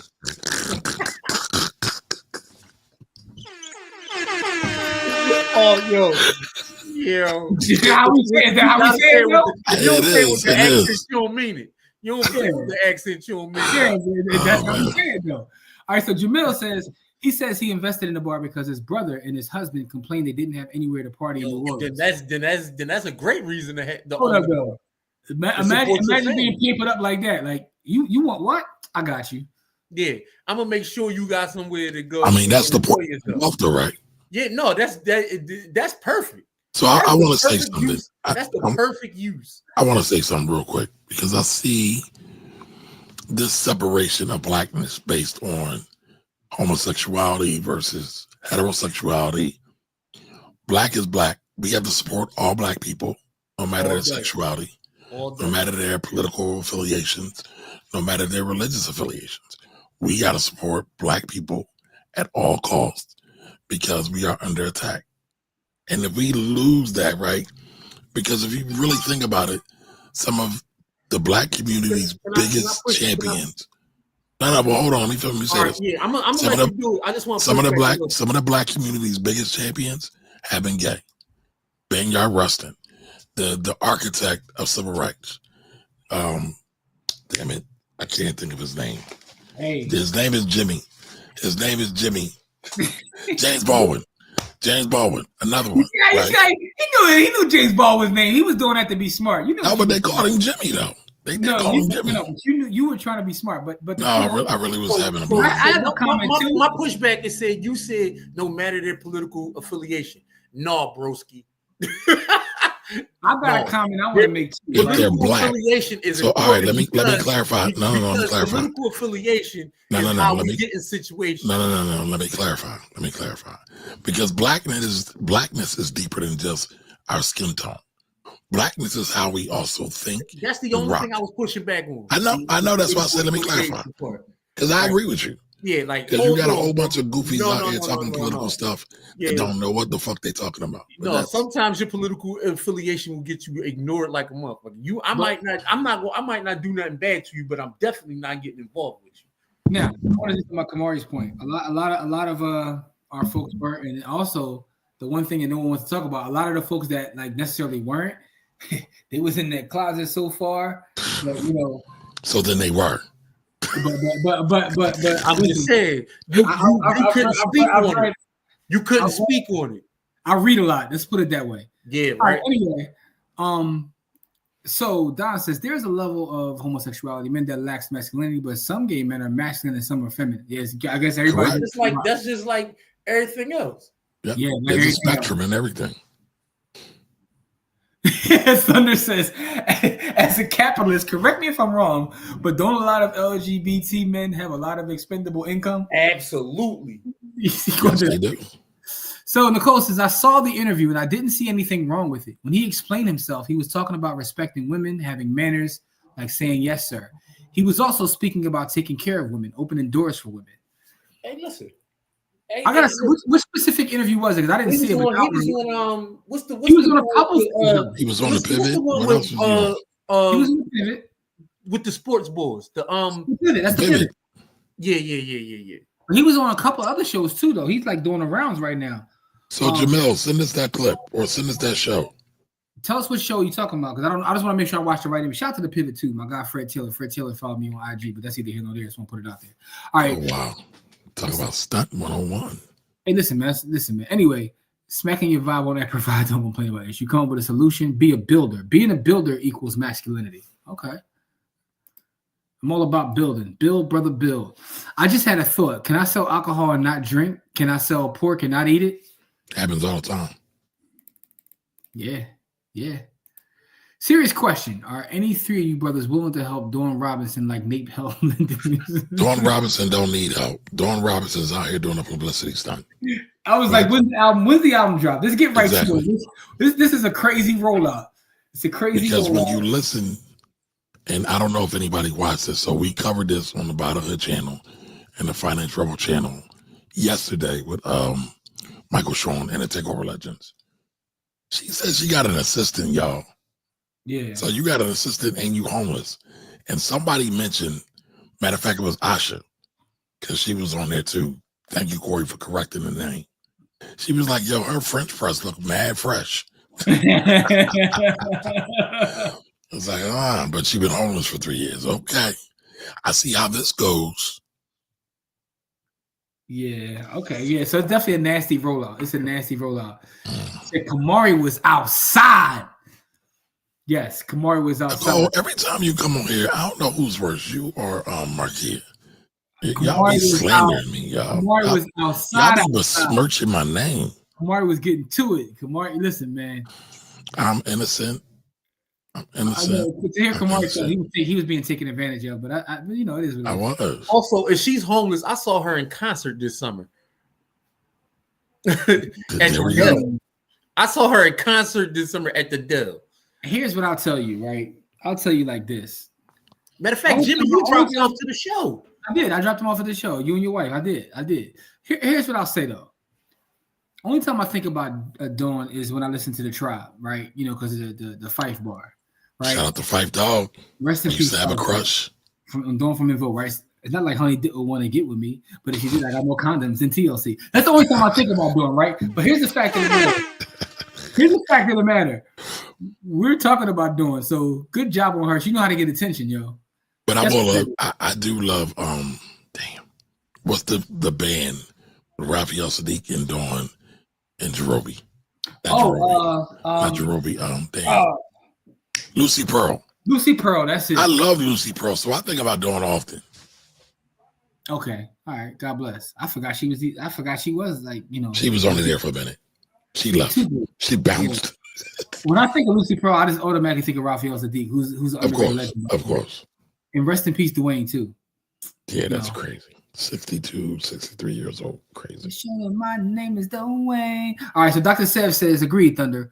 Who Jimmy, y'all? Can you sing? Can you really sing? Oh, I have an 8-octave voice. Like, you know. I mean, so when you want to like perform for us, bro? Perform for y'all. For us. We about to get some tickets out here. See, Corey about to come in with the pause. No, listen, here we go. No, that sounded crazy. I was trying to I'm being a capitalist. Listen, I'm about to put you out on stage. All I heard was when you gonna step and fetch it. That's all I heard. All right, Corey is potted now, y'all. Yeah, Corey is potted. He's potted now. No, let's go. That's what I heard. I know it's not what you said, but that's what I heard. Yo, Dr. Talks Money says, who we are and the business we own has nothing to do with each other. These are facts. And by the way, Nicole says they have 42 hives. Oh, talk your shit. 42 you done stepped up. Okay. Worthy, 42 now. They got 42 now. 42. Thunder says that Nicole just got a customer. Nice. Great. There we go. We doing our work out here. We are. Oh, don't worry. I'm gonna send you an invoice. We're looking for advertisers and sponsors. Don't worry. Yeah, we got to support the youth. We got the Honey Hustler affiliate link. Shout out to the commanding general. Yo, Jamil, get off YouTube, yo. Get off YouTube, yo. Listen to Live Crew, PAN. Oh, yeah, that was it. That was. My issue is when liberals and gullible black folks think that Black America equals rainbow. I mean, but listen, those are white supremacist talking points because they remix everything. Yeah. Like woke now is a bad thing, y'all. We gotta ignore some of that bullshit. So Thunder says black activists have been LGBTQ, but they were black first, LGBTQ second. I agree with that, Thunder. I do agree with that. And I know exactly what you mean. Marcus Messiah Garvey was a uber Christian, but guess what? He often talked. You know what he was first? Black. And he said that. He said that. He actually said it in his writings. So did I. In our book. All right, so this is for Kamari. You're picking what black is at that point. Clarence Thomas is just as black as Roland Martin. Can I say bullshit? Can I say bullshit? Can I say bullshit? No, I'll say this. I'll say this. Well, I will never question Clarence Thomas's blackness. I'll question his decisions. I'll question his decisions. I'll question his life choices, but I will not question his blackness because that was God given. He didn't have a choice in that. And if he claims his blackness, then it is what it is. Now, and it was his decision also after he was so-called radical I think this gets to not be black. It gets to a slippery slope, right? Because if people don't agree with us from a political standpoint, we have to be able to, like, you know. Yeah, he's still black. Now, again, I'm not saying I agree with anything that he does. Like, I mean, you know, I'm Black Queens forever. Like, but I understand what Don is saying. He used a crazy example because he went all the way on the other side of the spectrum. Like, Yeah, you use somebody who actively fights for the black community but versus for somebody who actively fights to dismantle the black community. But it's intentional, though. It's intentional in doing that because Clarence Thomas, right? I disagree with pretty much all his decisions, but in his eyes, he thinks he is fighting for the black community, right? No, he doesn't. Okay, I mean, I've read some of his writing. How long ago? How many years? Well, I mean, I don't read his current writing. I think the man is Uncle Ruckus, but I do think. But the point that he makes, though, the difference between Uncle Ruckus and Clarence Thomas actually says that he thinks that he wants to not be a victim, so he's like FOH to all that. And again, I don't necessarily agree with it, but what I'm saying is he's actually communicated that he's fighting for it. Now.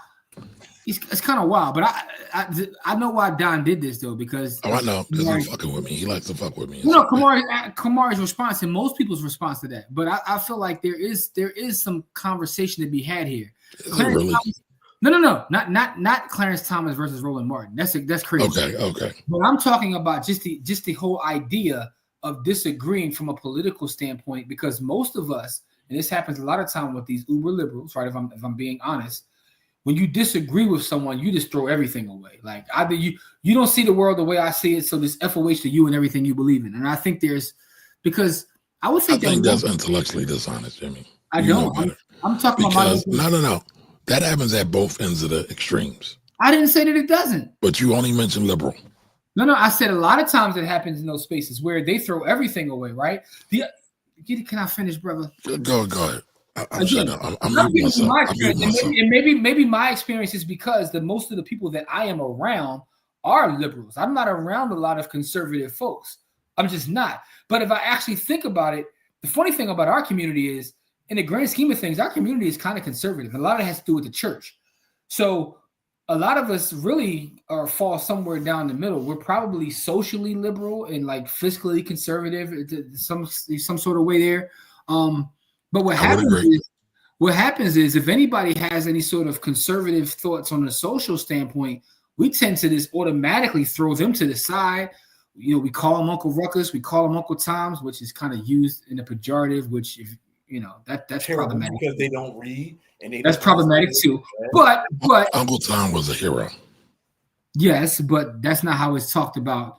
And Corey always says most people are dumb. So, but I hear the point. The point I'm making, Kamari, is that I think that his example was kind of wild, but I think that there is a conversation to be had about just throwing people away because they disagree with you. That's all I was saying. So So I would agree with that. We can have a conversation about just throwing people away on surface analysis and throwing people away.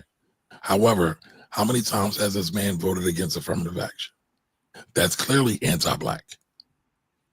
Now, I know Jimmy's going to say, well, affirmative action has only helped white women. It's helped black people, too.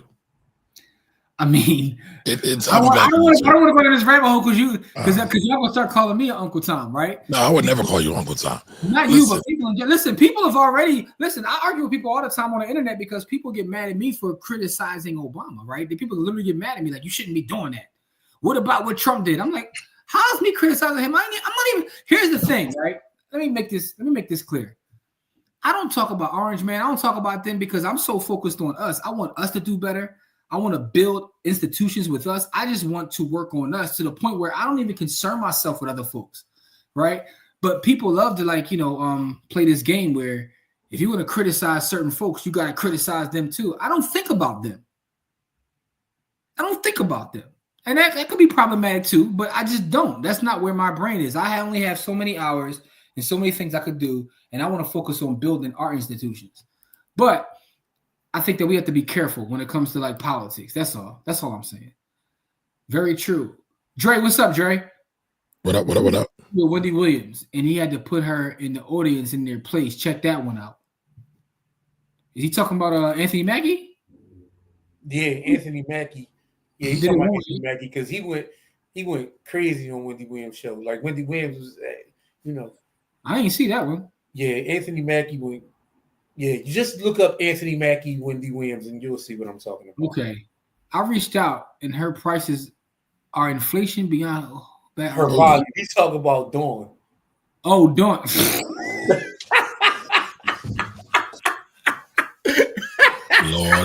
Lord. Don is a wild boy. Yo, hey Don, yo. I feel you 1,000% on that, Kamari. But what about those of our brothers who are, but have a tendency to be G first versus B? Kamari already said he agreed with that, man. If you should be black first. Okay, all right. And listen, again, can we talk about the elephant in the room? Even this G first versus B first thing, that's a white supremacy thing. Because white supremacy always teaches us to hate our blackness, to run from our blackness. So when you really go to the root of a lot of this stuff, it's white supremacy. I'm just saying, but my thing is, if they're practicing members of it, then you gotta there's a point of separation, right? So Marquia want to know how she caught a straight, Kamari. You just randomly shot her. Because what if Marquia if she's being quiet, you just wait. Let's not act like Marquia didn't say I had dyslexia on Saturday. It was hilarious, though. It was. But let's not act like she don't be sniping me. No, because you know how you are. Like somebody bring up a book, you like, yo, is it on Audible? So that's right. Listen. Lucy Pearl. I I'll find this in the entire interview. And she doesn't give a veteran discount. Yo. Hey, Don, how many roses did she want, Don? You know what I'm saying? Like, you know, she what she do for the short stay? Never mind. She can go on an old school tour and make enough money to support herself. I ain't mind. Facts. Corey is funny with the step and fetch. No, man. Asking another man to perform. Corey Podden today, y'all. Corey Podden. So this is asking another man to perform crazy work. Absolute nefarious work. I got something for y'all. Okay. So now we get into it. En Vogue was just invited to perform at the NBA All-Star break, but she refused because she wants them to kick the newest member, Rona, out of the group. I don't know who Rona is. I just found out they got a new member. I didn't even know that. Samuel L. Jackson's character in Django was black, but he was not kinfolk. All skinfolk ain't kinfolk. Steven. Samuel L. killed that role as an actor, though. You know he did because they'll still be pissing people off. Yep. Certain folks are nocturnal creatures with a permanent swiper. The foxman. All right, Thunder's in his bag. Give Thunder the apron. If you know. Need an apron, man. Are the only acceptable black folks with the Democratic Party, or can you still be accepted if you're conservative, Kamari? Answer that question. So for the record, people call me Republican all the time before this whole craziness would have happened. We don't have a Republican Party right now, though. We got a Trump throat massage parlor. That's all we got. Whoa! That's all we got right now. Call them throat huggers? Yes. That's what we have. Ant Dog said, I voted for Trump and y'all made fun of me. Well, I'm making fun of you because that's bad decision making. I didn't make fun of you. Like, you know, it is what it is. Like, listen. But listen, you everybody got their reasons to do whatever they do. I still think it's bad decision making. I was just telling Kamari on Wednesday how his policies is making my life extremely hard. Listen, man. All I'll say is I didn't make fun of you when you said that. I'm making fun of you now, man, because you like my retirement accounts is making fun of you, dog. Yo, I ain't gonna tell you how much I lost, man. If I told you how much I lost over the last couple of weeks, anyway. Man. Stunt 101. No, it's not stunting at all. It's not stunting. So who really got the chicken? I'm stunting talking about losing money? Yes. Because you know the market's gonna bounce back. And when it bounces back, it's gonna go right back up. Oh, when it bounce back, y'all gonna see me online with a nice tiger walking down the beach in the grill with a tiger on a leash. So you already know what it's going to be. Jamila says, don't know if y'all noticed, but this has been the first pause-free. Listen.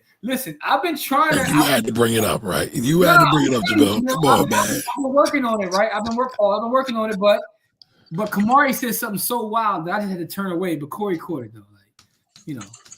So it is what it is. I'm down south. And the moment you say no more pew-pews, we are checking out of that party. Beerman in Alabama, you don't want to have him pew-pew. You clearly want to defenseless and the victim. Hey, listen, man, it's lingo. You don't build by fighting against what you hate. You build by fighting for what you love. I agree with that. I'm gonna quote you in that. because I got a post I'm gonna put up probably tomorrow or this weekend, right? I had someone tell me on the internet that I said something about black wealth, and they said they called me a racist. They said, because what would you say if I said the white wealth rebels? I didn't even respond to it because I was like, you know what? It's a chance to make some content, but I'm gonna quote you on that post as I make it. You were supposed to say SMD. Well, I was going to say queso or EAD. Yeah, because you know, and I still may do that. I may go back to the post and do that, but I was like, yo, I can make some content. I can make some content off this. Or you know what I mean, or the old DMX line, you know what I mean? She called you Justin Tucker. Hey, listen, Justin Tucker was down there getting the rubber clubs. I'm too old for this shit. Yo, that's crazy. You're too old for that. Dawn needs to find Nate. JT was nuts. It will bounce back like crazy. Yo, go back to JT's comment. It will bounce back like crazy. That's what she said. No,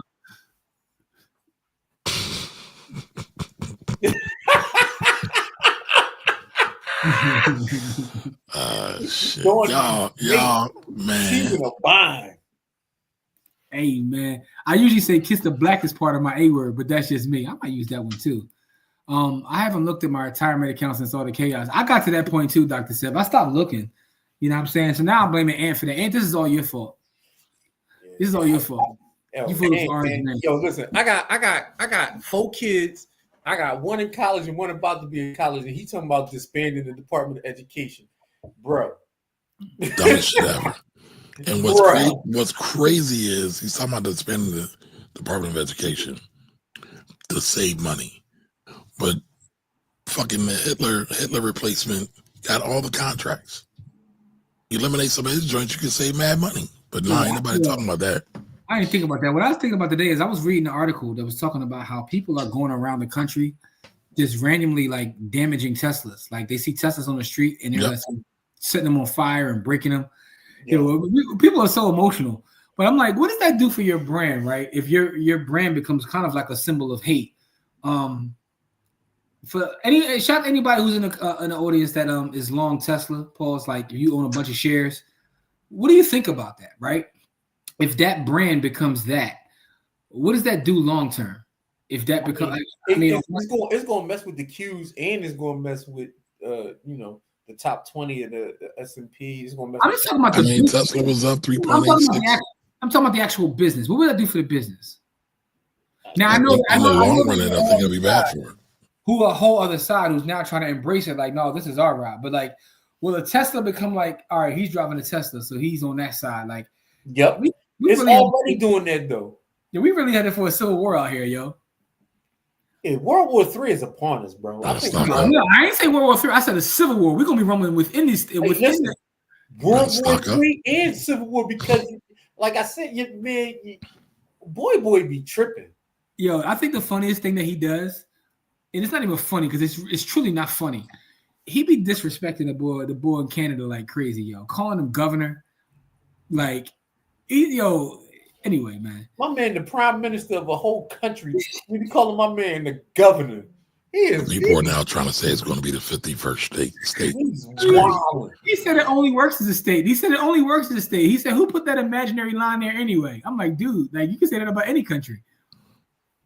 Yeah, I want to let's do this. I'm in a bind, Nate.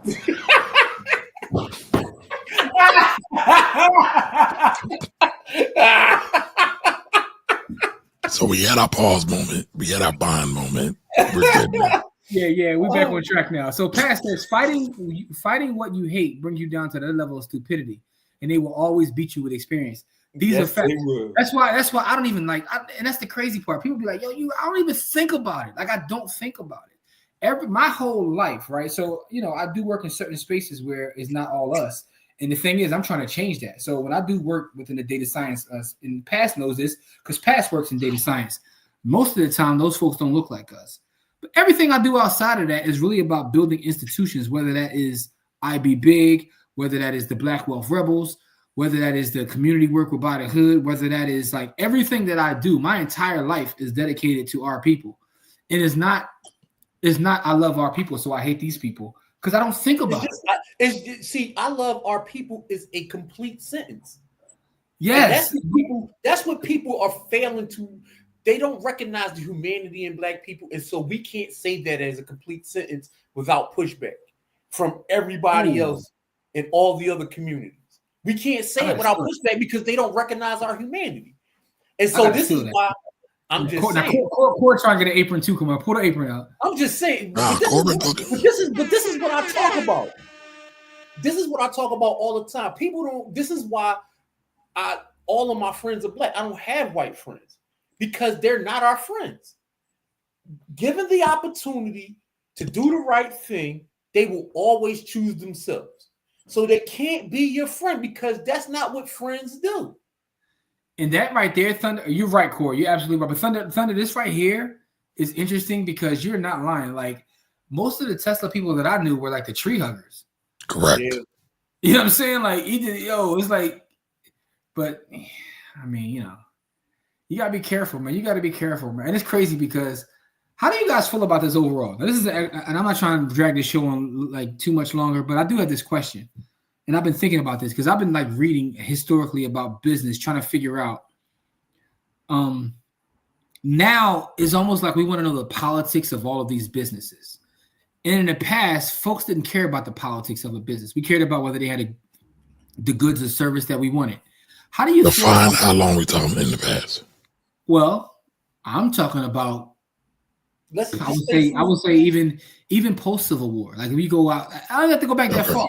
I don't have to go back that far, right? So Civil War, we cared about who employed us, right? So if you didn't employ us or treat us right that way, it's like, yo, don't shop where you can't get a job. But I'm talking about just the idea of wanting to know the politics of a specific business, right? Do you think it's a good thing overall, or do you think it's a bad thing overall, right? I often think about, shout out to Ernest. We got to kick it with Ernest this week. His book, The Case for Cancel Culture. Like, how do you feel about having to know everyone's politics? You dig what I'm saying? I know Kamari was about trying to stunt because he got the book right there. I gotta get a signed copy. I have a copy too, but how do you feel about? And he about to show off. He got a signed copy, so I get it. You don't have to show off, bro. You don't have to show off. Yes, I do. Yes, I do. That's right there. Yeah. Blessings. Support Black authors. Support Black authors. I have the book on my bookshelf. Where's y'all Quran at? Where's y'all Bible? Oh, listen, right here. Come on, man. I support Black authors, man. Let's stay there. New book coming 2025, but I digress. Listen, all I'm saying is I think about that, but I think about just overall. How do you feel about, knowing, even it goes beyond businesses? Because even now I look at like athletes. When I grew up and I was in love with sports, I didn't know people's politics, nor did I care. It's like, yo, can you run? Can you dunk? Can you entertain me? But now we're in a space where we know entertainers' politics. We know all these businesses' politics. Is that overall a good thing or a bad thing? That's the question. I think it's a black thing. A black thing? It's a black thing. Okay, explain. Businesses, politics, sports for Black people, politics. Jim Brown, politics. Muhammad Ali, politics. Jack Johnson, politics. I mean, we going to the 60s, right? Talking about politics. South African divestiture. Pioneered a lot by Leonie Sullivan. What you're naming, right? And what you're naming is people who are revered for that specific thing, but that wasn't the norm. Yeah, but Black people were never the norm in this culture. Yeah, but I'm talking specifically about Black people. We kind of always knew the Black people's politics. Not always, but I'm just saying because we tend to be more. But when the athletes came together in the 70s, because you had Jim Brown, but you also had Bill Russell, and you had they all came together. Yeah, some of them, not all of them. Yeah, but let me finish this right. So I've had the privilege in my life to like chop it up with John Carlos, like literally sit down and talk to him and pick his brain. One of the greatest men in the history. Him and Joe Frazier. But the one thing I learned from John Carlos is it almost sounded similar. Now in retrospect, bringing it all together, the conversation I had with John Carlos, it sounded similar to what David Banner said. He was saying how he was glad to be revered and put in the light, and that image is iconic. But the community didn't take care of him. He said, but at the time it happened, the community, he said he lost his house. He's like, I literally lost my house. He said, I lost my job, my house. He said, I lost everything for that one moment that lives forever. He said, but you know, it wasn't easy, right? And so I say that to say that he's still revered, but those probably were the minority in the grand scheme of things. Yep. All the people you named, I could sit back and name people from going back to the 50s in the NBA to now that they're kind of apolitical, right? Right, but you're talking about sports, but I'm talking about having to know, because now what happens is people be online, like, and that's the thing. We know we have too much access. People want to ask him, like, yo, how you feel about this? Like, what do you think about the idea of having to know these things about brands that you support? Is it a good thing or a bad thing overall? I think it's a good thing. It's a good thing. Okay. I don't care. Like, I'm gonna tell you why. The history of this country makes me not care, because everything that we use today was built off the back of slave labor. So if anything we use would be really technically against our good that wasn't created by a black person recently, it's probably going to be a product that is detrimental to our culture because it was built off the backs of our culture. So anything, I'm just saying. But for me, I guess for me, it's like, I don't have a problem. I want to know that you're read or that you studied or that you put effort into it, right? Because sometimes people will ask to answer a question. You could tell that they haven't put any thought or done any sort of, they haven't done the knowledge. For they just regurgitate. Yeah, so that's my problem with some athletes and entertainers. Now, in terms of a company, though, let's like forget the athletes and entertainers. Let's talk about companies, right? The companies you support, do you think it's important to know their politics? Now, obviously, we want to support our folks first, but all the time we can't do that, right? So, but it's almost like we're asking every corporation to decide, like, yo, what side you on? I mean, I kind of like that. Choose up, check rock. Choose up and check rock. Like, for real, like, our money got to go somewhere, so choose up and check rock. Like, but my thing is, like, so or no. But I think that's problematic. So I told y'all that I was online the other last week, and the Portnoy dude, when he had put up a comment, he was slandering Trump, and he had a bunch of folks like, you need to choose a side, because in the past he slandered Biden, and this made me. I want to have my own thoughts. Yeah, and that kind of made me think about it too. Like, is there a space to be objective in 2025 for a brand or a company? Like, right is right and wrong is wrong, regardless of who does it. So it's just. It's interesting times that we live in because we're telling our corporations to choose up. I mean, yeah, because my thing is, I got to choose where my dollars go. So I need you to choose where you want my dollars to go. Listen, man, I told y'all before, man. Don't shop where they won't hire you. I agree with that, unless it's Butcher and Singer, because if they come out as being like, damn, Jimmy got exceptions when it comes to the beef. Hey, yo! You lined up for that one, bro. I'm trying to chill, but you lined up for that one, bro. Just yo, Kamari is a wild bull. Yo, listen. All I'm saying is, I had the greatest filet mignon from Butcher and Singer that I've ever had anywhere. We really gonna be out here promoting white-owned businesses like that? I don't even know who owned the joint. I'm just saying that bone-in filet. What? Hey, yo. All I'm saying is, even if they came out on the side I disagree with, I might have to make one last trip. That's all I'm saying. Like one more time for the road or something. Like, dog. Let me else. I'm gonna be honest. Listen, this might be some fat boy talk right here, but have you ever had a meal that was so good you damn near cried, bro? No. I have once. Dog. All right, that's all. That's the fat boy in me talking, but it is what it is, man. Let's get back to these comments, man, because y'all acting like y'all don't know what I'm talking about. Emotions make. Oh, my fault. Dr. Seth says damaging Teslas is ignorance, even though she can't stand the man. How about Ontario placing the tariff on electricity? That was gangster. That's what they supposed to do. Stupid. And shout out to Dre for the super chat too. Thank you, Dre. More black people have been warned by Procter & Gamble, Clorox, and Bayer He said warned or he meant? I thought he meant. He meant harmed. He meant harmed. Okay. Spell check joint probably got him. Ever could. They're angry and distracted. I think he's saying they're angry. No, they're angry as directed. Yeah. So I think he basically be saying that people don't have their own freedom of thought. They just moving wherever the crowd moves. Yeah. So Don says people invest for a return, not for politics. I think the point I was making though is at some point that can start messing up the return though. If that brand becomes that damaged, at some point it's gonna mess with the pockets. And if it can, again, take time. Only time will tell because people. Tesla's down 38% year to date. Yeah, but so is a lot of other stuff. I don't think that's. I know it's not indicative of everything. Just like, by the way, this whole Target boycott.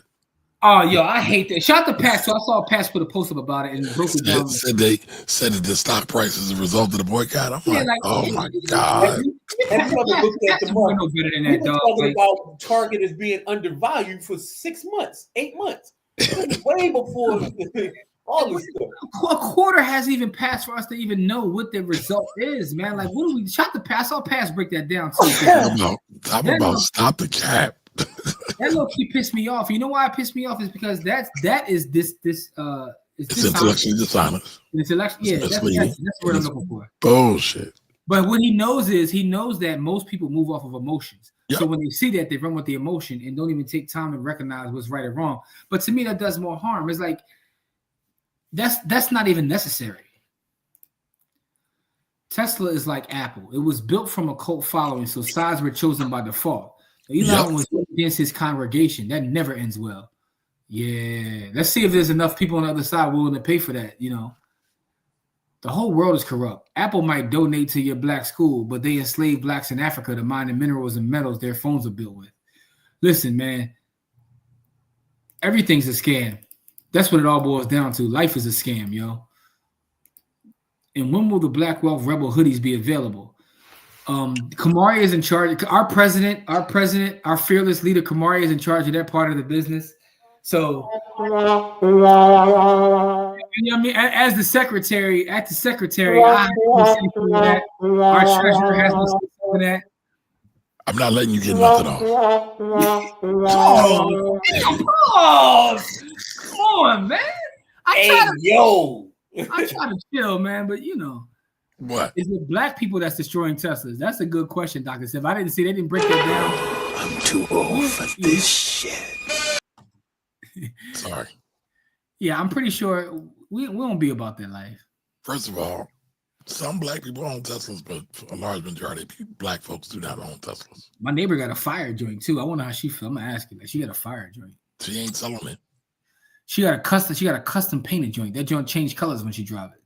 If you are 100%, depends upon which side you see it from. Sometimes it's purple, sometimes it's black, sometimes it's navy blue. Oh, that's nice. That's nice. Yeah, I don't fly. Now, Don Johnson, I 1000% agree with you on this. Yeah, man. Don, like I told people all the time, man, I don't 100% agree with anyone, and that includes myself. Sometimes I complain about leaving my own thoughts, man. Canada took all American alcohol off the shelves. That's dumb, though. They already paid for it. Yeah, but there's no restock value in it. And I didn't realize that Canada was the biggest buyer of American liquor, too, which is crazy to me. So John Henry Clark says, start with something simple like your underwear. Did you know there's a black-owned toilet paper company called the Freedom Paper? I've been buying toilet paper from them for damn near a decade. Yep. We've been about that life. Listen, soap powder, all that. Toothbrushes, you know what I'm saying? Where'd you get toothbrushes from? I need that. From the same place. I got you, beloved. And guess what? I remember We Buy Black had the site. And I bought some stuff. Yeah. And guess what? The great part about it is they're black. The toothbrushes themselves are black. But yeah, so yeah, we've been about that life. There's so many great things out there, man. It's what was I looking at the other day? I was trying to think what I was looking at the other day. I was looking for a new like everyday carry bag, right? You know what I'm saying? Like outside of this book bag that I usually carry. And I found a couple bags, dog, but some of y'all be wilding, like, and I get it. But y'all can't be charging a stack for something that I know, you know what I mean? Like, you know. Absolutely not. Yeah, some of y'all be wild, bro. That's all I'm gonna say on that note. I'm not gonna put y'all out there because I want y'all to do well, but y'all be wild, man. But yeah, there's a lot of black-owned businesses and spaces that we may not think about. I told you I just got my favorite cologne now. That's all I buy now. You know what I'm saying? Ovation. You know what I'm saying? Black-owned cologne company. Yeah, I gotta get involved in that. You know what I'm saying? I'm out here, you know, you know what I mean, smelling good, you know. And Jimmy ain't share the link. He being selfish. He don't want nobody else to smell good. All right, my fault. Those are the same people. All right, they said the same people that went harder for the LGBTQ than actually black issues during the BLM summer. They'll do anything they're told. Concern when convenient. I agree with the last part. Yep. Let me show this real quick. No, go ahead. This is 2021. Being overly concerned with companies' politics will have you run this. Yeah, so to some point. I mean, I do believe, to Corey's point, there is something to being a conscious consumer, especially for black folks. But that goes a lot of different ways. I think I agree with that. I agree with being a conscious consumer. So, I mean, I feel we should know. If they're going to put it out there, I'm not saying we got to spend our whole life digging and investigating. Yeah, there you go. But if they're going to put it out there, we are totally entitled to use that decision to be informed and be like, all right, y'all don't fuck with us. So why should I give you my money? It's that simple. It ain't that Blue Now, though. Listen, man, Blue Now, I told y'all, Blue Now had the hood and the headlock. It was smash or smitty. Blue Now is a hood classic. So shout to Blue Now, man. I think I might still got a bottle of that somewhere in a closet. Jimmy, my only problem. Go ahead. Read this real quick. All right, Baltimore Village asks, shout out to Kamari Ellis EA and the Black Wealth Rebels for introducing me to the art of a cash mob. I'm pitching venues for the financial kickback I'm hosting and would love some recs. I wanted to be black-owned cafe or restaurant that would be willing to either create a special event menu, just a list of preferred items for attendees to purchase, or agree to a buy something to attend system. I'm also open to black-owned bookstore that is open to ordering some black finance books to sell in exchange for attendance to the event. Cross-posted for reach, but if you know someone personally, have them email me at markiab@themoneyplug.co, not .com. Shout out to Markia. Not the Markia. Listen, y'all don't understand how much I appreciate Markia making that trip. Like, because man, we out there. And whenever she wants to, I'm there. You talked about what made your week. I know Sunday made your week. Sunday made my week before Jimmy shamed me. Saturday made my week. This made my week because the work we're doing isn't just staying in our backyard. Oh, Kamar, you missed my opening, bro. You got to go back and watch it. But I talked about that. But I'm not going to cut you off. I apologize. Markia was, you love to step on me. Well, Markia was so inspired by this, by the work we did. Listen, I'm just Otis. Jimmy's and Corey are the talent, right? I just get water and coffee. That's all I do. Yes, sir. Yes, sir, Mr. President. No, but Jimmy is the talent, y'all. He said that to me. He won't admit to that. I'm not going, big talent, never little. But anyway, listen, though, real quick. Let me finish. So again, this is what it's all about, y'all. This is what it's all about. Go ahead, Jim. What I was telling them when we first started, and I'll reiterate it. It wasn't just Sunday that made my day. The whole thing, like these last 2 weeks for me, have been some of the most fulfilling weeks in my life. And honestly, the crazy part is we talk about black wealth. It wasn't for any deals that I closed or money that I made because, because of what's going on in the markets. I've been taking a bath. Now, I'm still got to get money other ways. But what I'm saying is this is just further proof that black wealth isn't all about, the ducats or the chicken or the moolah or the money or whatever you guys want to call it. Because I've been put into rooms and spaces over the last 2 weeks that come from my village and people that, give me these opportunities, and also been able to build with the youth, right? And get feedback from the youth that kind of like made my day. Our event itself, the energy there was crazy. And the reverberation since then have been phenomenal to the point where, Kamari, that the politicians have reached out. There hasn't been one day since the event where I haven't got a text, a call. Even in the streets yesterday, someone told me like, yo, I'm gonna tell you who I was talking to yesterday. I saw outside who said something to me. He wasn't even there. He was like, Tyrone. Tyrone was like, yo, I apologize. I couldn't make it. He had a whole different event. He was like, but I heard amazing things. He's like, and when's the next one, right? So the point I'm making is there hasn't been one, shout out to Ty, man, that's our bro. There hasn't been one day that's passed where someone hasn't asked when's the next one, can you do another one? And we talked about doing this quarterly, but I feel like we're not going to be able to do this quarterly because it's bigger than just like, you know, the pod class, but the energy and people getting the network and also finding new businesses. You know how many people came to me and was like, I got to come back there. Like, I didn't even know this was over here. Yep. And that place has been there for years. That's the crazy part. Yeah. We go there like we go there every weekend. Yeah. That's like our hangout spot. So, you know, until we open up our steakhouse, because you know that's our dream. Yo, what was the name of the steakhouse, man? We got a name for it. We got to put that on the wall. We got to go back and watch the episode. The name, I'm gonna tell you the name. The name was named after the brother that is the creator of mac and cheese, who was Sally Hemings' brother. Oh, right. Oh. Somebody do me a quick favor. Look up Sally Hemings' brother. He's also the actual creator of mac and cheese. We said we gonna name the steakhouse after him. That was one of our dreams. But Marquia says, thank y'all for sharing.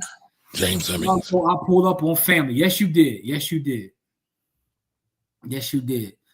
TC says, I saw the complimentary pickle table toppings and was like, this don't seem southern. I went searching and it's not black owned. I don't know what you're talking about now. All right, let me go back to that. He says it was about another business. Why he thought that the Junior restaurant was black owned because of the black customer publicity. That's why. Junior's in New York? We're talking about Junior's in New York? Probably. That's the cheesecake joint, right? Great is wow. Are you guys holding a camp this year? So, Nicole, we are absolutely holding a camp this year. We're trying to get it to be put virtual and in person. We have a legendary space that has offered us their space, and that is the Leon Sullivan Trust. Like the book that we share all the time about Leon Sullivan and the work he does. His trust still owns a lot of property, real estate, and things of that nature. And they've offered us the space to have our camp, but we're still trying to stream it so people from outside of Philadelphia can participate. But even outside of that, we got something new coming up. April 5th, we're having our first Saturday class.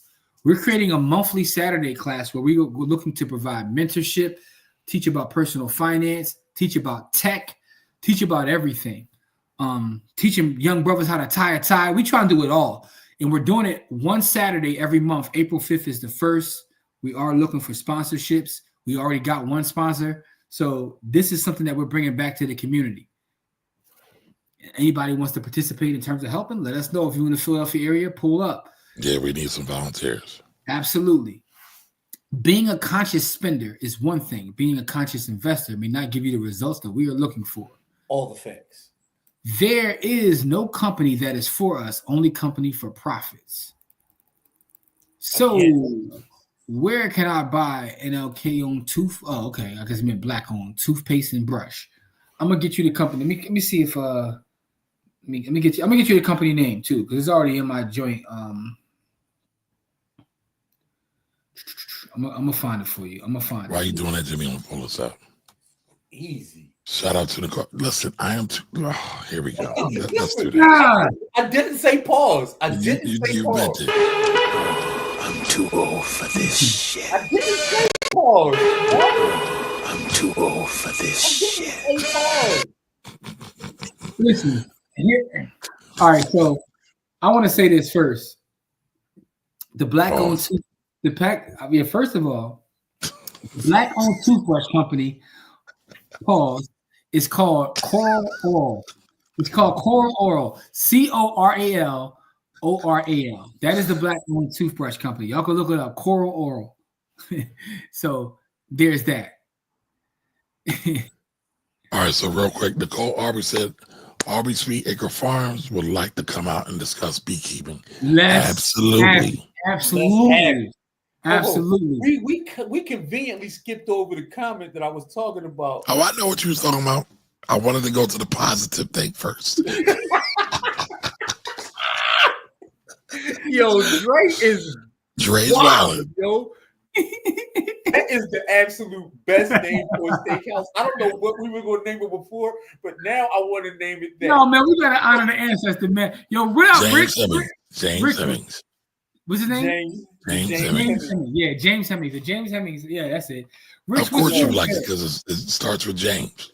I mean, No, you know, listen. I mean, you know. Now I want it to be Never named little. West Coast. It gotta be named West Coast Production Steakhouse, bro. Absolutely not. Really, yeah. Stop visiting Summer John. Here we go. Yo, it gotta be named something Malfeasant like that. It has to be. Listen, man. So, by the way, what are we talking about this Sunday? We got a topic because last Sunday we missed because we was actually in the field. So we got to come back this Sunday with a class. Get the. By the way, everybody in the village, I want to say we definitely appreciate you. We got new members of the village. Dina has been holding down the trading. I haven't traded the last couple of weeks because I've been running like crazy. We've been in the streets. I've been running like crazy. Y'all have no idea. I'm back outside tomorrow morning. Shout out to my brother Kamari too, because Kamari has an event on March 22nd. Look at me promoting your events. Right? That's what Thank you, sir. Aren't my events your events and vice versa? Hey, listen, man. That's what it is, man. That's how we keep Wu-Tang money. Okay. Because our calendar is so crazy, what are we doing March 22nd? I'm lost again.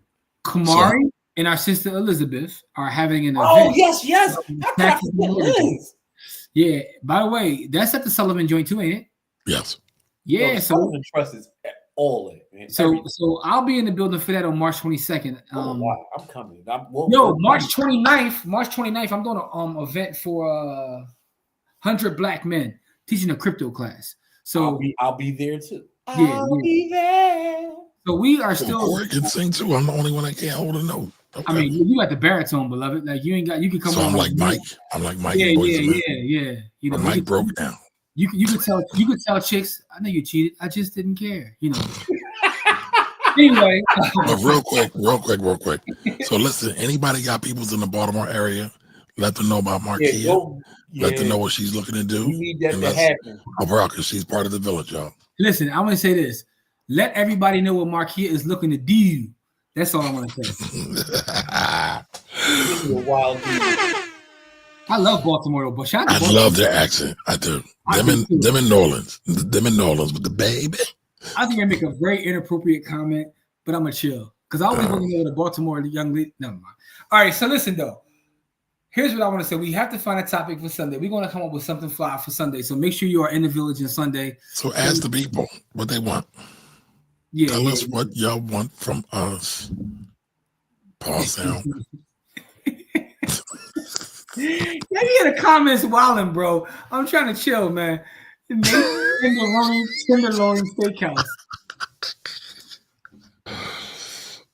Yo, man, I'm jumping off. Like once I jump off here, I'm going upstairs to cook me up a steak. You know what I'm saying?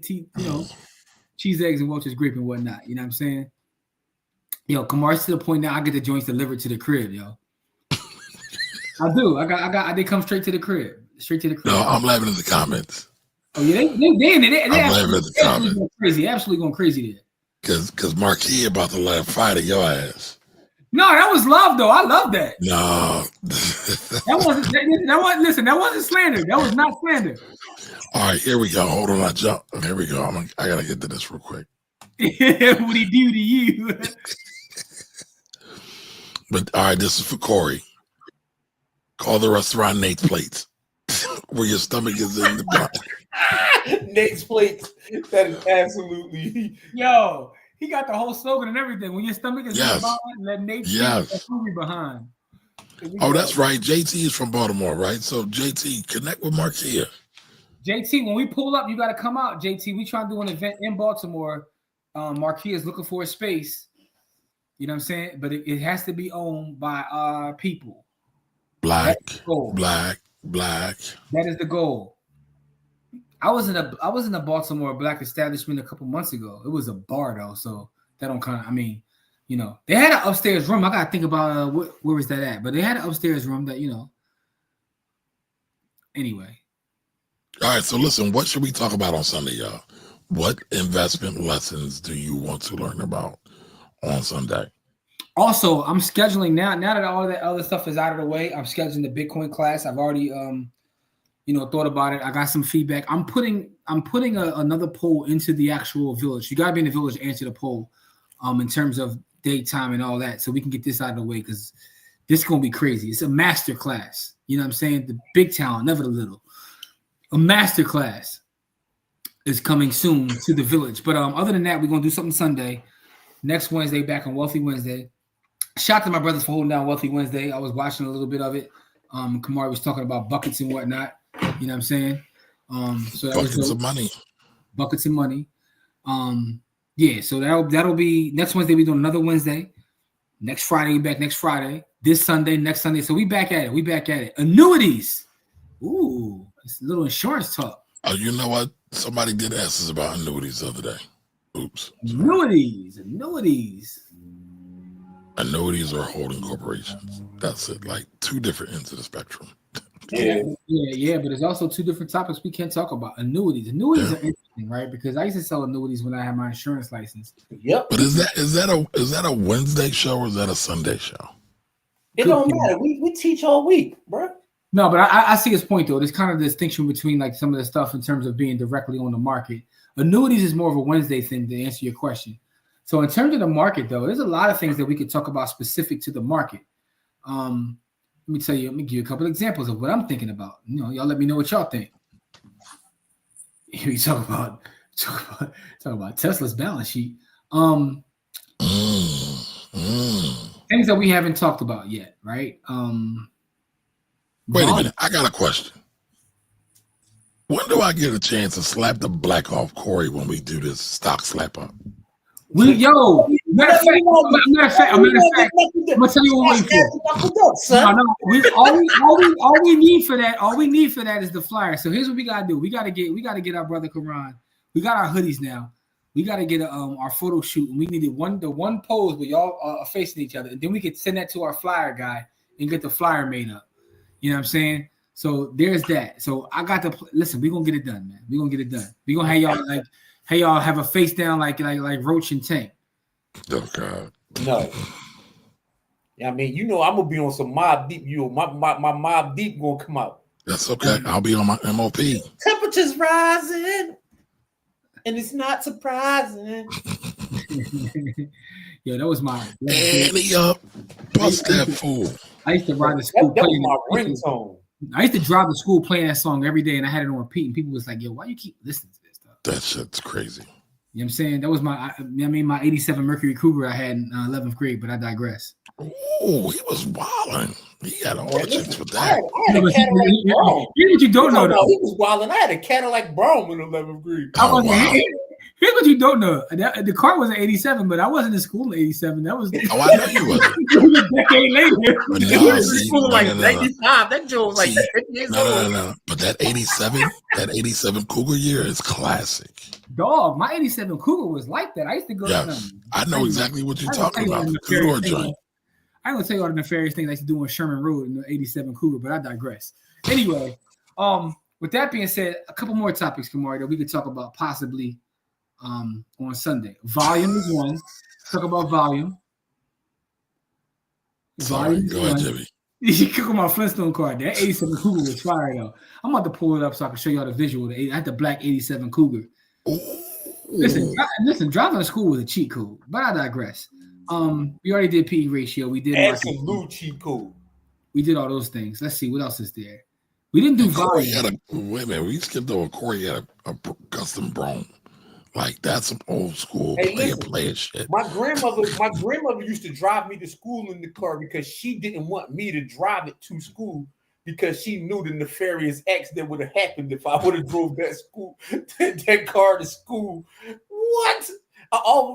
Jim already told you I never went to any classes. Yo, real rap. So seriously, the 87 Cougar, in my opinion, is on the same level as that GNX. So I love the Grand National back in the day. Always wanted one. So when Kenny came out with that joint, I was like, oh man. I know that was my first car was the 87 Cougar. Like I had an 87 Cougar. Them things was crazy.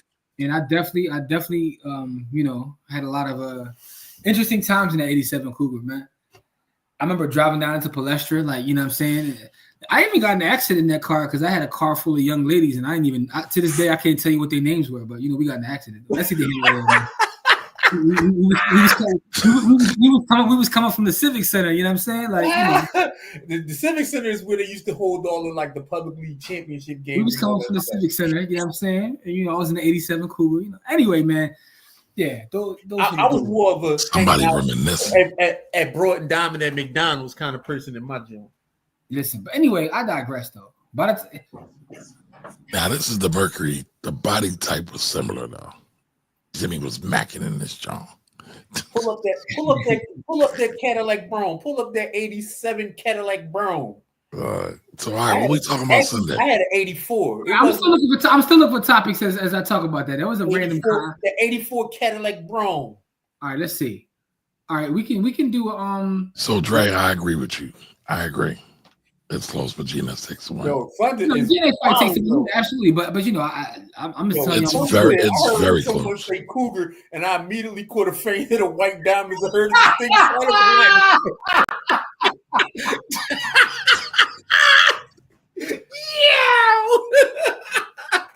Yo, I'm gonna keep it a buck with y'all though. Like, funny thing is, where I came from though, most folks at that age didn't have whips. So having an '87 Cougar, you gotta remember, at that time I probably was 16. 16. We were 16, Joe. So that '87 Cougar might as well have been a Bentley, because it was kind of the same thing. Yo, listen, my Cadillac Brown was a boat, yo. Yes, it was. But listen, that was some mobster shit, though. Corey had a hog. I had a boat, bro. That's you talk about a hog. That's some old. That's a hog. Yeah. Yes. You said a hog. I haven't heard that in so long. I had a boat. Yo, but mine was gray. I had a boat. He was on some Ron O'Neal type stuff. That's why I said my grandmother drove this joint. She was like, "You cannot drive that to school." I said, "Why not?" She's out here looking like Ron O'Neal, out here looking like a pimp.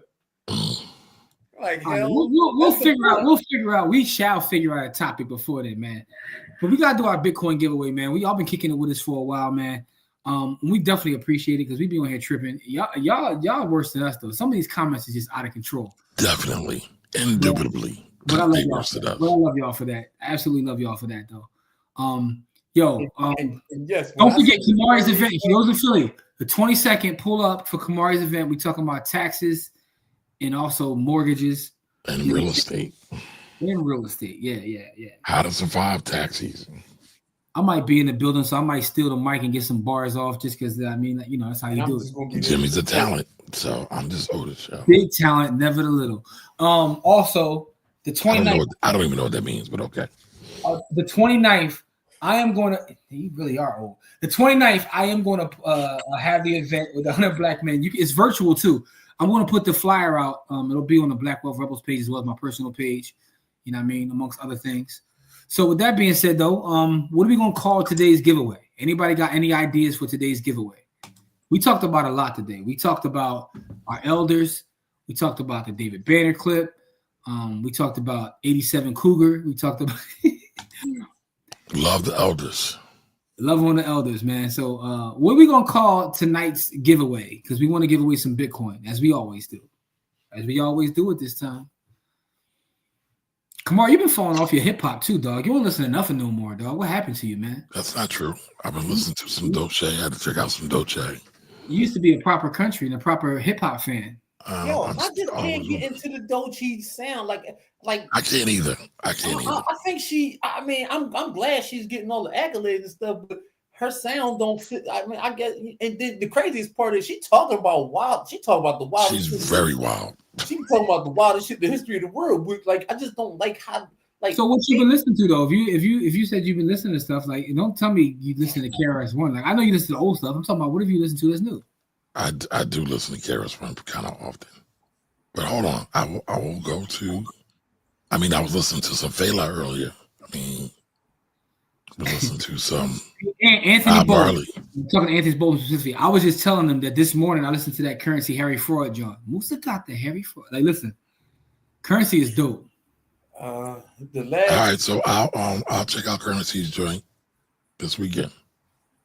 Rich says you've been listening to Melly Mel. No, I've been listening to Shane. Where's the Shane clip? Yo, Shane gotta chill, yo. I sent Kamari a clip of that clip at. Of MC Shane. MC Shane is out here wilding, dog. Core. MC Shane is out on the internet giving out tax advice, B. What? Kill that noise. Kill that noise. I saw it and was dying. Say Kamari get a kick out of this. MC Shane is on IG giving out tax advice. I said, listen, I'm about to go with all the old niggas that used to have it. So you gonna respond to that video? Yes, I am. Don't stand to the OG too bad, man. Listen, I love Shane. So I mean, we gotta talk about Kill That Noise a little bit. Chris put his body bag in a body bag. So, is this Steve still missing? Yo, y'all be wild, yo. I mean, that's what it said. I ain't said. You have to say our audience be giving us hell. No, whoa, God damn. Whoa, the broke genius just came through. I'm about to have a heart attack. The broke genius coming through with the 1999 super chat. Yo, man. Shout out to Kamari for still getting super chats. YouTube still got us on the ban list, but it's all good though. We got a couple more months left for you know what I'm saying, for they run our testers, but it's all good though. So listen, in celebration of this monumentous occasion, we got to do 2 spins. Oh, okay. You got to throw that $20 in the junk. You said MC Shem finna be the next topic on JT the Pocket watching. Oh God, yeah.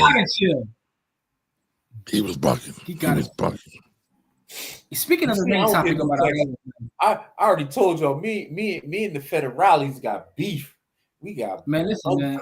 Beef. What I'll tell y'all is this too, man. Like some of our elders, man, y'all gotta do better in terms of this is not about Shan, just in general. Y'all gotta do better with y'all hygiene and keeping yourself up because a lot of these youngsters don't listen to y'all because y'all be out here dirty and raggedy. And I know everybody is in different spaces in life, right? But my grandmother told me as a very kid that cleanliness is next to godliness.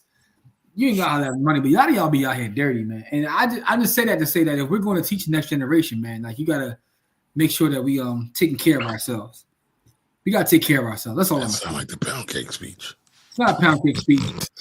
I'm telling you, that's like a Richard Pryor speech. Like Richard Pryor got a one back in the day, I listened to the Richard Pryor albums I wasn't supposed to. So how you told you ain't supposed to do something. So you got live on Sunset Strip. So I vividly remember Richard Pryor saying, "Look, no, that was matter of fact, that was the Red Fox tapes. I wasn't supposed to listen to them either, though.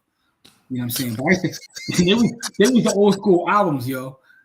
And Richard Pryor, Red Fox rather, said, "Yo, you gotta wash your ass." He had a whole segment about you just gotta wash your ass, and that's what I'm saying. So how is it pound cakes to tell somebody to wash your ass? So Big Padmo said it is about Shan. Don't lie, Jimmy. No, that made me think about it because he said that Shan still has teeth. I don't know what Shan smells like, whether he's dirty or not. But some folks out here. But you saw Shan drop his teeth out his mouth. I seen some folks looking dusty on the internet. I'm like, why even get on the internet? Just stay away from it. Like it's clear that you may not have running water wherever you at, and that's not a shot at Dawn either. So, have you all been to Kings and Queens? Liberian cuisine. Liberian cuisine. I personally haven't been, but I heard that spot is everything. A homegirl of mine goes there a lot. Really? Yes. So we do got to pull up. Living up in Derby. I live like 2 blocks from there. I never even heard of that place. Yeah, I heard they got a reputation. Listen, I heard their food is great. Kamari lives in the county. I'm in the city, but I will make the trip for that. You know what I'm saying? You know what I mean? Kamari moves out of the hood. He lives in the suburbs, but I will make the trip for that. Anyway, there's more people that get shot in my neighborhood than Jimmy's 10 square block radius. But go ahead. Here we go. That's because anyway, what JL Jupiter hit that up. Yeah. Oh, I didn't know that. Okay. Neither did I. Yo, what is the hashtag for this season? We got to come up with a hashtag for the giveaway. We're doing 2 giveaways, by the way. And shout out to the Broke Genius because the Broke Genius is sponsoring one of the giveaways. So we got the Broke Genius in our regular giveaway. So let's see what's back there. Hashtag Dawn. And for the record, YouTube takes like half of that chicken, but we still gonna put it up. Yes, we are. Yo, you speak about a business, dog. They coming up taking half. Like, yes, they do. you know what I mean? Like, it is what it is, though. But hold up, though. Hashtag Dawn. We got Hashtag Dawn. Dawn. Now let's go with hashtag Dawn. Dawn lying though, B. Dawn having a rollout. We got that is true. Can we get some more options? What is the hashtag for the giveaway, y'all? What's the hashtag, y'all? By the way, did you hear Cardi's song with Kendrick? No. Yeah, Cardi. Kendrick. Playboy Cardi or Cardi B? No, Playboy Cardi. Kendrick got a crazy Luka Doncic bar in there. But that's not my point. The point is, your man Ye, I'm gonna call him what he wants to be called. Your man Ye is out of pocket. He's out of pocket though. He came out today talking about how he dislikes Kendrick's music. Is another black man who doesn't want to be black and he wants to be white. So what do you do with that? I don't think Kanye wants to be white. He called Trump his daddy. I'm just saying. Yeah. Corey's response was, wow. What did he say is wow. Yeah, when you say it like that. Okay, here we go. Maybe it was a choice. All right, so we got Hygiene, and then we got Nate Steaks, and then we got WCP. I already know Jimmy wants to do WCP. No. I'll take a vote for that. Whoa.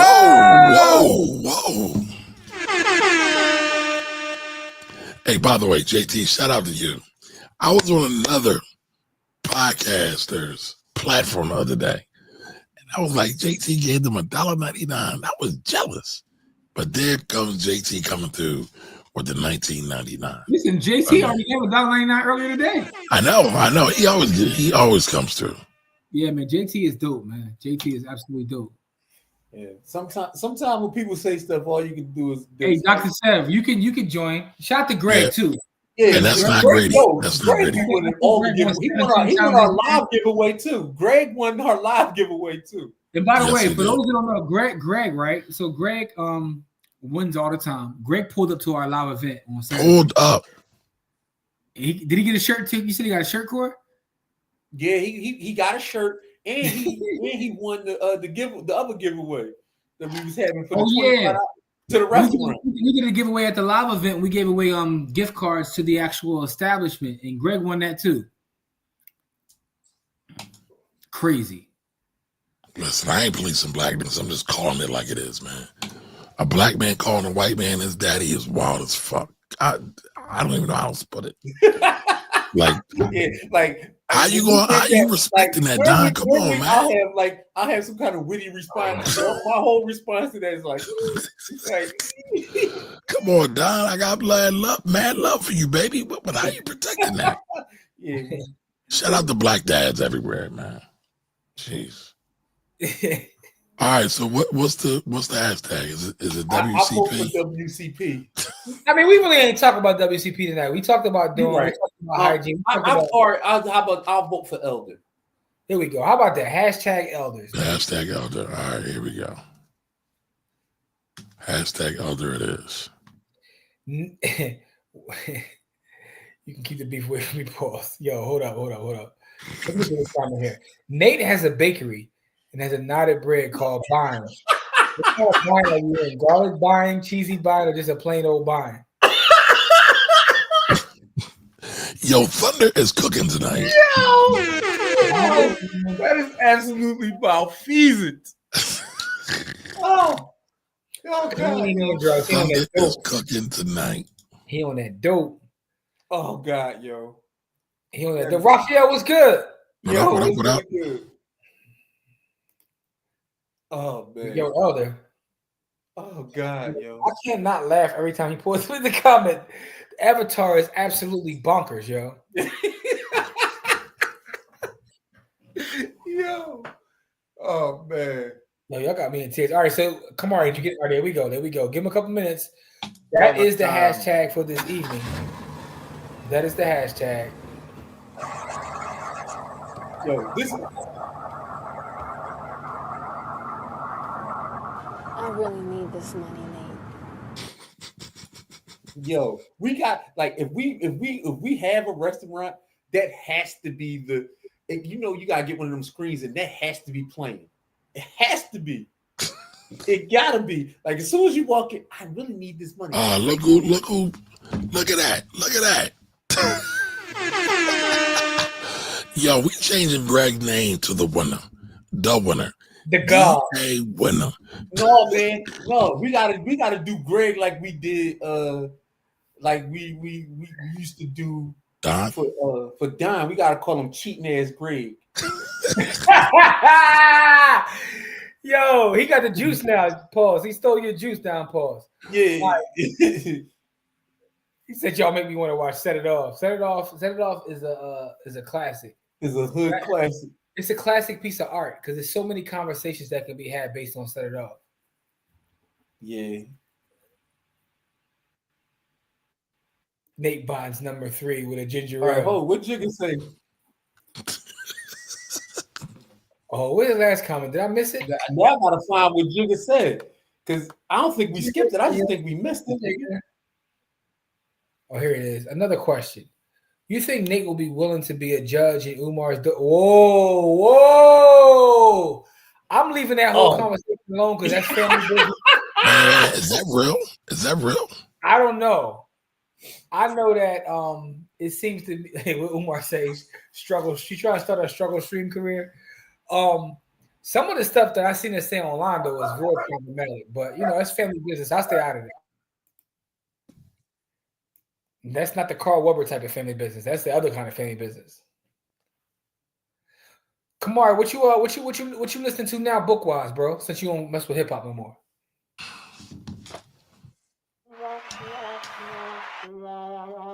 Can you stop lying and besmirching my name, my brother? Listen, man, I'm just asking the question. Can we have the actual factuals? Are you going to kick the real knowledge? So what are you listening to? I'm asking you, what book are you listening to? What book are you listening to or reading? I got a lot. So wait. Pause. Shout out to Markia again. Because Markia gave us a great book that will be on our book club list. Yes, she did. Absolutely. It's the book I felt, damn, I wish I had 20 years ago. And it's called No One is Self-Made. Oh, that's a whole. Build your village to flourish in business and life. This book is fire. That should be next week's topic. What book do you wish? What book have you read that you wish you had when you were younger? So many. I know people are gonna hit this with the easy answer. The Bible. Like, nah, that's not what I'm saying. No. And by the way, I read the Bible a lot, but no. Is there a book? Is there an album? Is there a movie? Is there some piece of content that you wish you would have had when you were younger? Yo, I ain't gonna lie. The music we had in the 80s was fire, bro. I don't think I want any other music. I think the 80s is the greatest decade for music. Period. Outside of Motown. Debatable. Outside of Motown. So what is the piece of content you wish you could have had when you were younger? The Malcolm X movie? When we were younger, define younger. Yeah, because like I had coming of age. I had Public Enemy when I was a young boy. I don't need correct. I had Public Enemy we had the greatest era of music ever. I had Kara's telling me that you must learn. All right. So forget music then. What movie? Is there a movie you wish you would have been able to consume earlier? The Matrix. What'd you say, Kamari? Hidden Colors? The Matrix. Oh, The Matrix.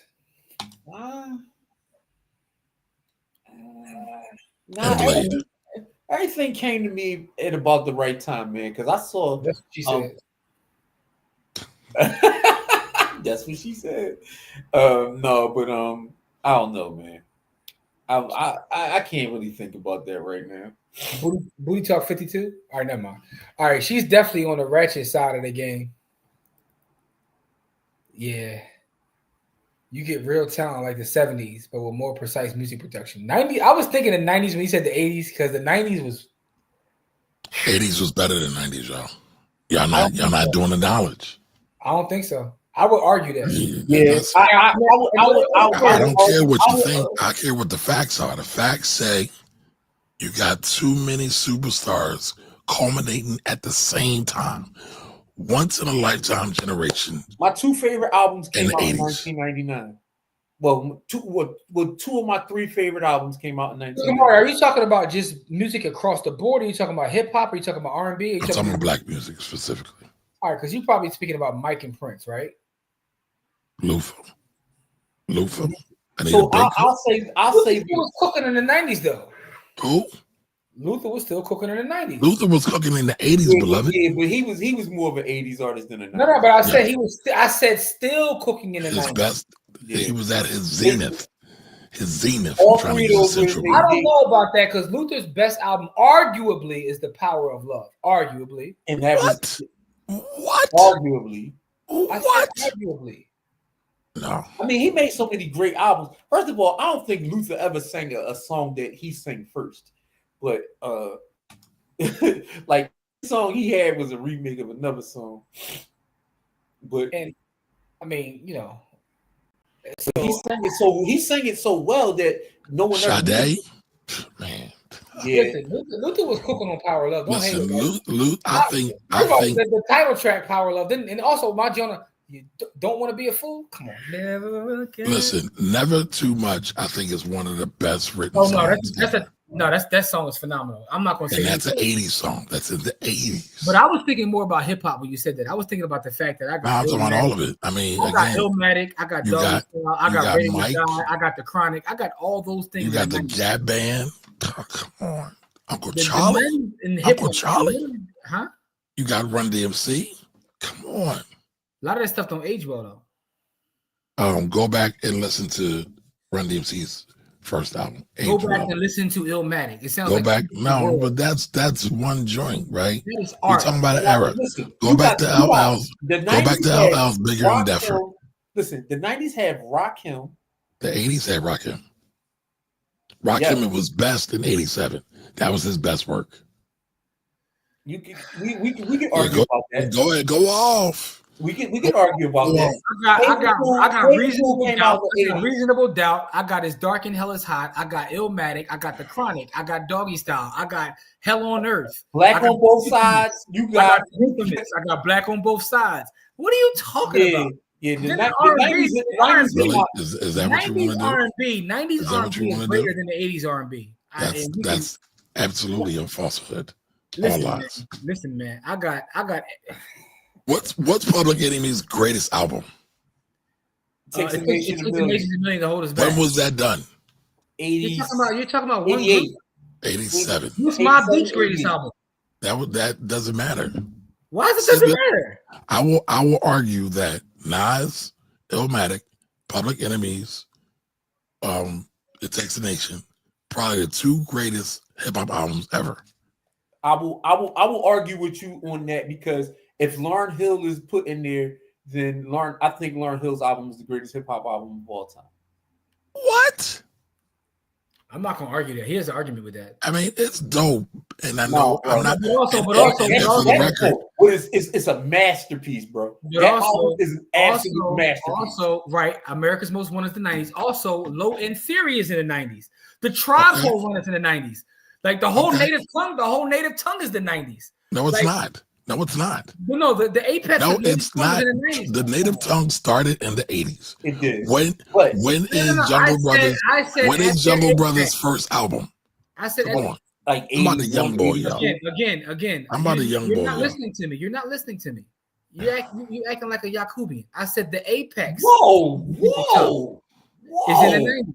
That was a. And by the way, Jungle Brothers can't compare to the Tribe. Two different planets. Don't do that. There would be no Tribe without Jungle Brothers. I relax. agree with that. But it Okay, doesn't so matter. relax. Relax. But what's that There mean? will be though? no, but there is no, What does that there mean, is no though? daylight. There is no daylight without Jungle Brothers. Daylight Daylight is came out 90s too. in 80. Their best album Daylight came out in 89. 89. Do the math. Do When's the their math. best album? Is their best album in the 80s or the 90s? Doesn't matter. They start their 80s artists. By the Yeah, way, by the way, Jay-Z is an 80s artist. He's not a 90s artist. That's bullshit. That's complete Yeah, you bullshit. on- you on When was track, his first bro. record out? When was his first record out? That doesn't make you an 80s artist. When did he go on tour with Kane? Why That doesn't make you an 80s when artist. did his best It's album an 80s come out? album. He When did his is. best album come out? No, it doesn't matter about best. When was his first album? So what you're What telling was me his is that first Michael Jackson. album? What you're telling me is Michael Jackson is the '60s artist. Then He his is. first album came out He in the is. '60s. He is He not. is. You When just- the you 80s just called him when an the 80s artist ABC 10 come out. minutes ago. When You did called him an 80s come artist out? 10 minutes ago, and now you're saying he's a 60s All artist. right, Make man. your Let's mind do up. this. Let's No, spin the wheel. no. Make your mind I'm up. saying Make your mind at up. his apex. Did you drop the bottle of beer? Never mind. Because you. Never mind. Y'all hating. Y'all hating. Mean, you said Jay-Z is an 80s 80s artists. You are 80s was the absolutely best wrong. era for music. No, it wasn't. It was. The R&B in the 80s can't compare to the 90s, dog. What? Sade alone takes down everybody in the 90s. You're No, bucking. No, she doesn't. No, she Yes, doesn't. she does. She does not. Come on, man. What are you talking about? I guess you didn't listen to Sade's first album. Classic. And Classic. first of all, you said Sade is she, right? Sade is not a woman. Sade is the name of the band. So that's the first part. This is why I know Really? you didn't Is this do what the we're knowledge. going to do? This is why I know you don't do the Is this what we're going to do? We're going to talk about Sade and do. This is how I know you don't do the knowledge. The band is named after her. So come on, stop it. Stop She it. is not Sade. Stop The band is it. Sade. Stop it. The band is Sade. Yeah, it is. We all know it is, but it still was great in the 80s. No, you just said the band is named after her. The band is not named after her. The band is named after her. Her name is Helen. Sade is the name of the band. What is her middle name? God, it's not Sade. It's Velocity. It's Velocity. Okay. And what's short for Velocity? Sade. The No, name, but the Sade band is the name named of after the her, band. y'all. Her name is Cut her it out. name is Helen. Her mama named her Helen. I'm gonna call her Helen. Helen is the Now name. you sound like a Yakubian. Her name is Helen. You don't want to address people about what they want to be called. Everybody calls her Sade. But go ahead. She doesn't want to be called Sade though. Listen, where I we know at? she doesn't want to be called Sade because I heard her say it. She said that's the band. That's not my name. It's the band. Hold on. So we only That's have why I love that. 13. Hold on with your bloviating. We can get you back to it. I promise. I'll get you back to your lying and deceitfulness. Lying and deceitfulness. This We guy, only got 13 entries, y'all. Y'all 13. spin the wheel, bro. yo, this man called Jay-Z an 80s artist. Yo, Yeah. fucking, yo. Yes. That one thing invalidates everything else you said. That one statement He is an 80s artist. That's when he started. Yo, you out Listen of to Kane. But listen, we only got 13 some entries, y'all. We I can know we make got some like money three tonight, times as y'all. many folks watching, but only 13. People don't want to win. It is what it is. They don't want our money? Is that what it is? We listen, we're doing 2 giveaways and we only got 13 people. Like, Right. I don't understand this. listen, man, y'all out of pocket too. Yo, Jay-Z is an 80s artist. That is the wildest statement I heard. When did he start? What does that matter? It absolutely matters. That doesn't make you an artist. His first album didn't come out in that area. Listen, Hawaiian Sophie came out in 88. That's not his song. That he was on the song now. That's not his song. He's He not an was 80s in artist. London recording the track. That's not an 80s artist. All right, so He's are an you 80s are you artist. 80s baby or a 90s baby? I'm actually a 70s baby. You're not a 70s baby. Well, how am I not a 70s baby? When was I born? That's not what you when you talk When was about I that, born? When was your I coming born? of age? When was your coming of age? When was I born? most I of came the of age in the culture- 70s. No, you didn't. Most Yes, of I the did. culture, most of your learning didn't happen in the 70s. Sure did. I was learning before I came out of the womb. What are you talking about? No, What are you you're talking wrong. You're about? wrong. You're wrong there, beloved. You're wrong there, beloved. You're not a How you 70s. want to tell me I'm wrong when I started learning? No, I'm telling you that What are you, your Nostradamus? coming of age was not in the 70s. It was. I mean, you did start. I think you may have had a baby in the 70s, so maybe yours did because you started early. So All right, we only got 13 entries. I'm not even going to dignify Jimmy's slander and that wasn't slander. besmirchment. That wasn't That was slander. absolute slander. Listen, man, you was out here. You actually talking about my parents parenting with that one. Oh, Disrespectful. That's not disrespectful. Yes, I'm not it is talking mad about disrespectful. parenting. Listen, man, Talking about I'm outside having babies, having children. you Children. were children young. You were a teenage father. Listen, it is what it is. Not in the 70s, man. You was young and ready. Keith Sweat, 80s, baby. 1987 when that album dropped. There we go. All All right, 13 entries. That's all we got. That's all we got. 13 entries. All right, so we spit in the well. Let's get it. Alrighty. Good luck, everybody. Jay-Z is the 80s, baby. You want to show the spin though? Oops. Damn, dog. And of course he won. Yo, I appreciate that though. I really appreciate that. I appreciate that. Yo, Ant, let us know you still here, Ant. Oh man. That's hilarious. Yo, that's a screenshot there, Jimmy. Yo, that is absolutely amazing, yo. By the way, the 90s had the best R&B, even though Don't Be Cruel came out in the 80s, but I digress. Don't Be Cruel don't even matter. Yo, as considering that you're a black man and you're so pro-black as you are, I can't believe New edition. Don't Be Cruel. Anybody talking about Can We Stand the Rain? Oh, 80s, 87. Still can't touch the 90s. Keith Sweat, the real king of R&B. Like it might be like one or two classic hip hop albums in the 80s. That's it. No, What? Whoa. That's disrespectful. Whoa. Somebody's potting now. I'm not even gonna take you serious. Let me ask you this question. I'm not even gonna take you serious. I can name 5 right now. I'm not even gonna take you serious. All right, so maybe it's 5. Maybe I'll give you 5. Let me ask you this question. I'm not even gonna take you serious. Right. Go ahead. How many rap albums in the 80s are better? I'm not going to listen to you. I'm not going to listen to you. Is there one rap album in the 80s? I'm not going to listen to you. What'd you say, Jim? Is there any one rap album in the 80s that is better than The Infamous? No, because The Infamous is my favorite album. I'm just asking. No, I don't think there's a rap album ever better than The Infamous because it's my favorite rap. How about you, Kamara? Any rap album better than The Infamous? Illmatic. Illmatic's the 80s, though. I said the 80s. Those You didn't say 80s. You said album. That was my question. I said, is there any hip hop album in the 80s that's better than The Infamous? Criminal Minded. I don't think so. As an album, I don't think so. Listen, I won't be mad at you for saying that, but I got more skips on Criminal And Minded. listen, I love The Infamous. I love it. This is my favorite album of Is there any albums in the 80s that are better than Illmatic? I will put Public Enemy's album up against that. I wouldn't. I will put I would. It Takes a Nation. I will put it take and I will put NWA's first album up against that. I think those two albums could stand the test of any era. It's funny. I think NWA's second album is better than I was their going to first. say that. I actually low-key like E Phil 4 Zagging better. And by the way, I'm only saying that because that's how it's spelled. It's E Phil 4 Zagging. I like E Phil 4 Zagging better than Straight Outta Compton, by the way. How long was that a joke with you and your friends? I've never heard that before, but for somebody to say that, no, that's why I still had to remember be a it. joke for a long time. Absolutely, it was. That's why I still remember it.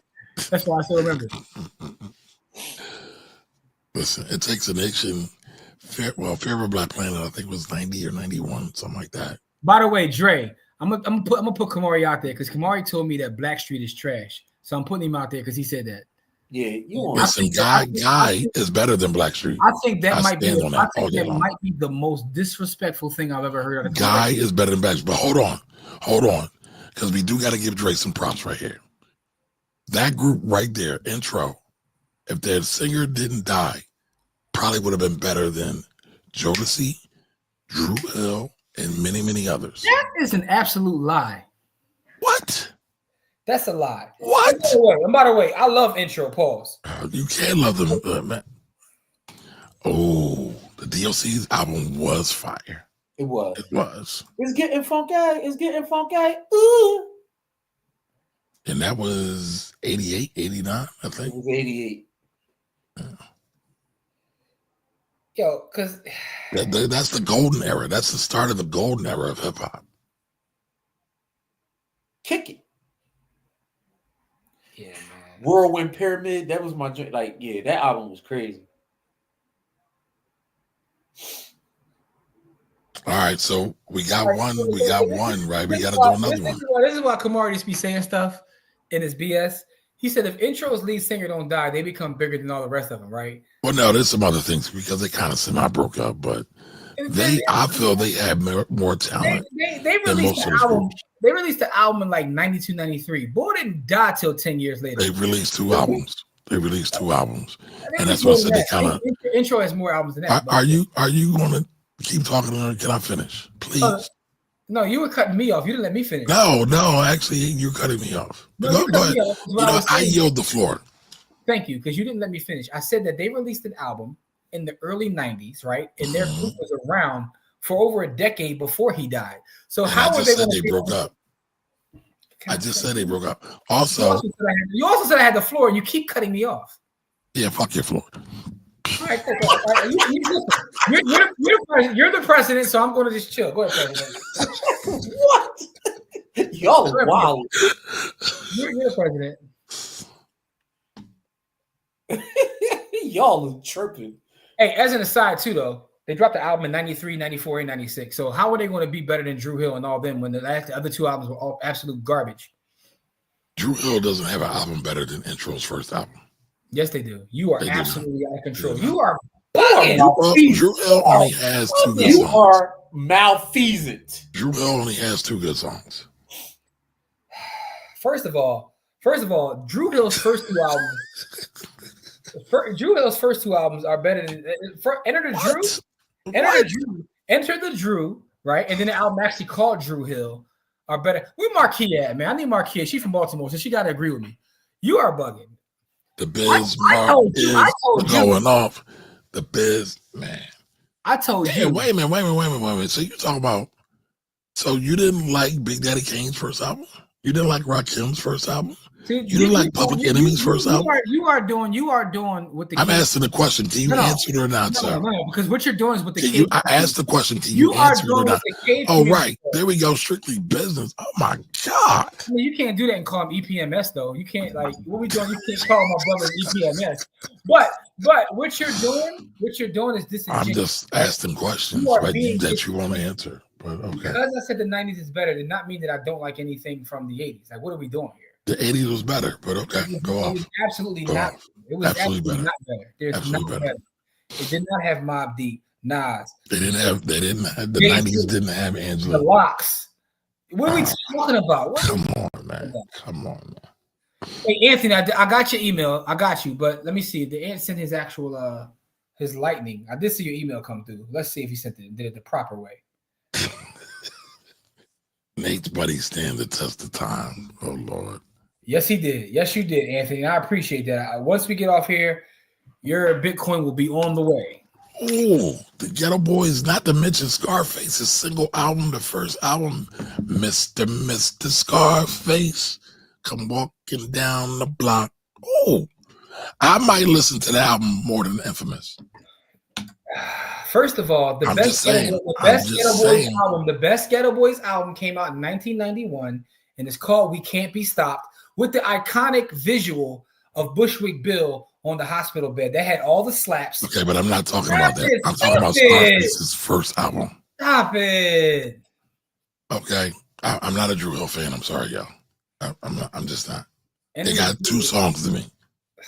I've said that in private, and I'm not. Now I'm saying it in public. If y'all like Cisco and Woody and other boys, cool.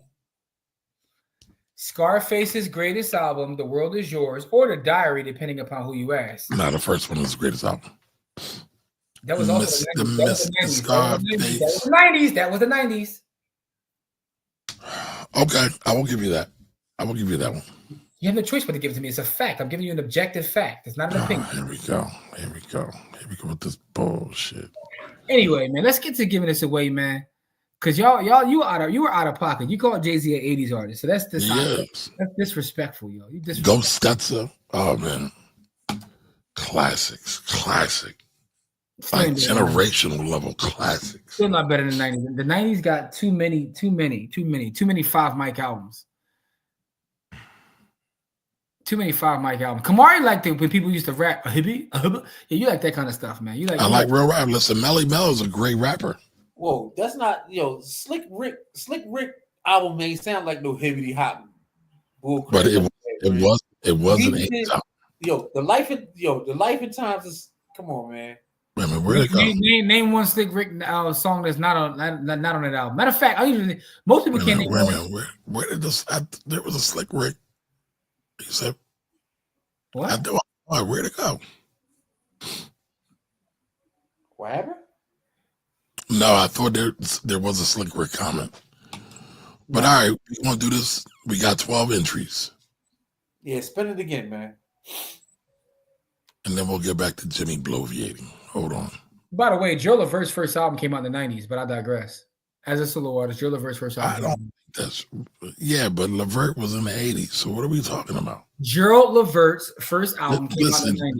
Levert was all about Gerald. Levert. His brother didn't even count. Oh, Sean was dope. You bugging. Okay. That's one. And two, even the Levert album itself was kind of trash. It only had like 2 or 3 songs on it. Y'all ready? Y'all ready? Y'all ready for this? Y'all ready for this? Yeah. We ain't never been friends. Gonna sing it to you time and time again. Oh, my fault. Casanova was the shot. Double purpose.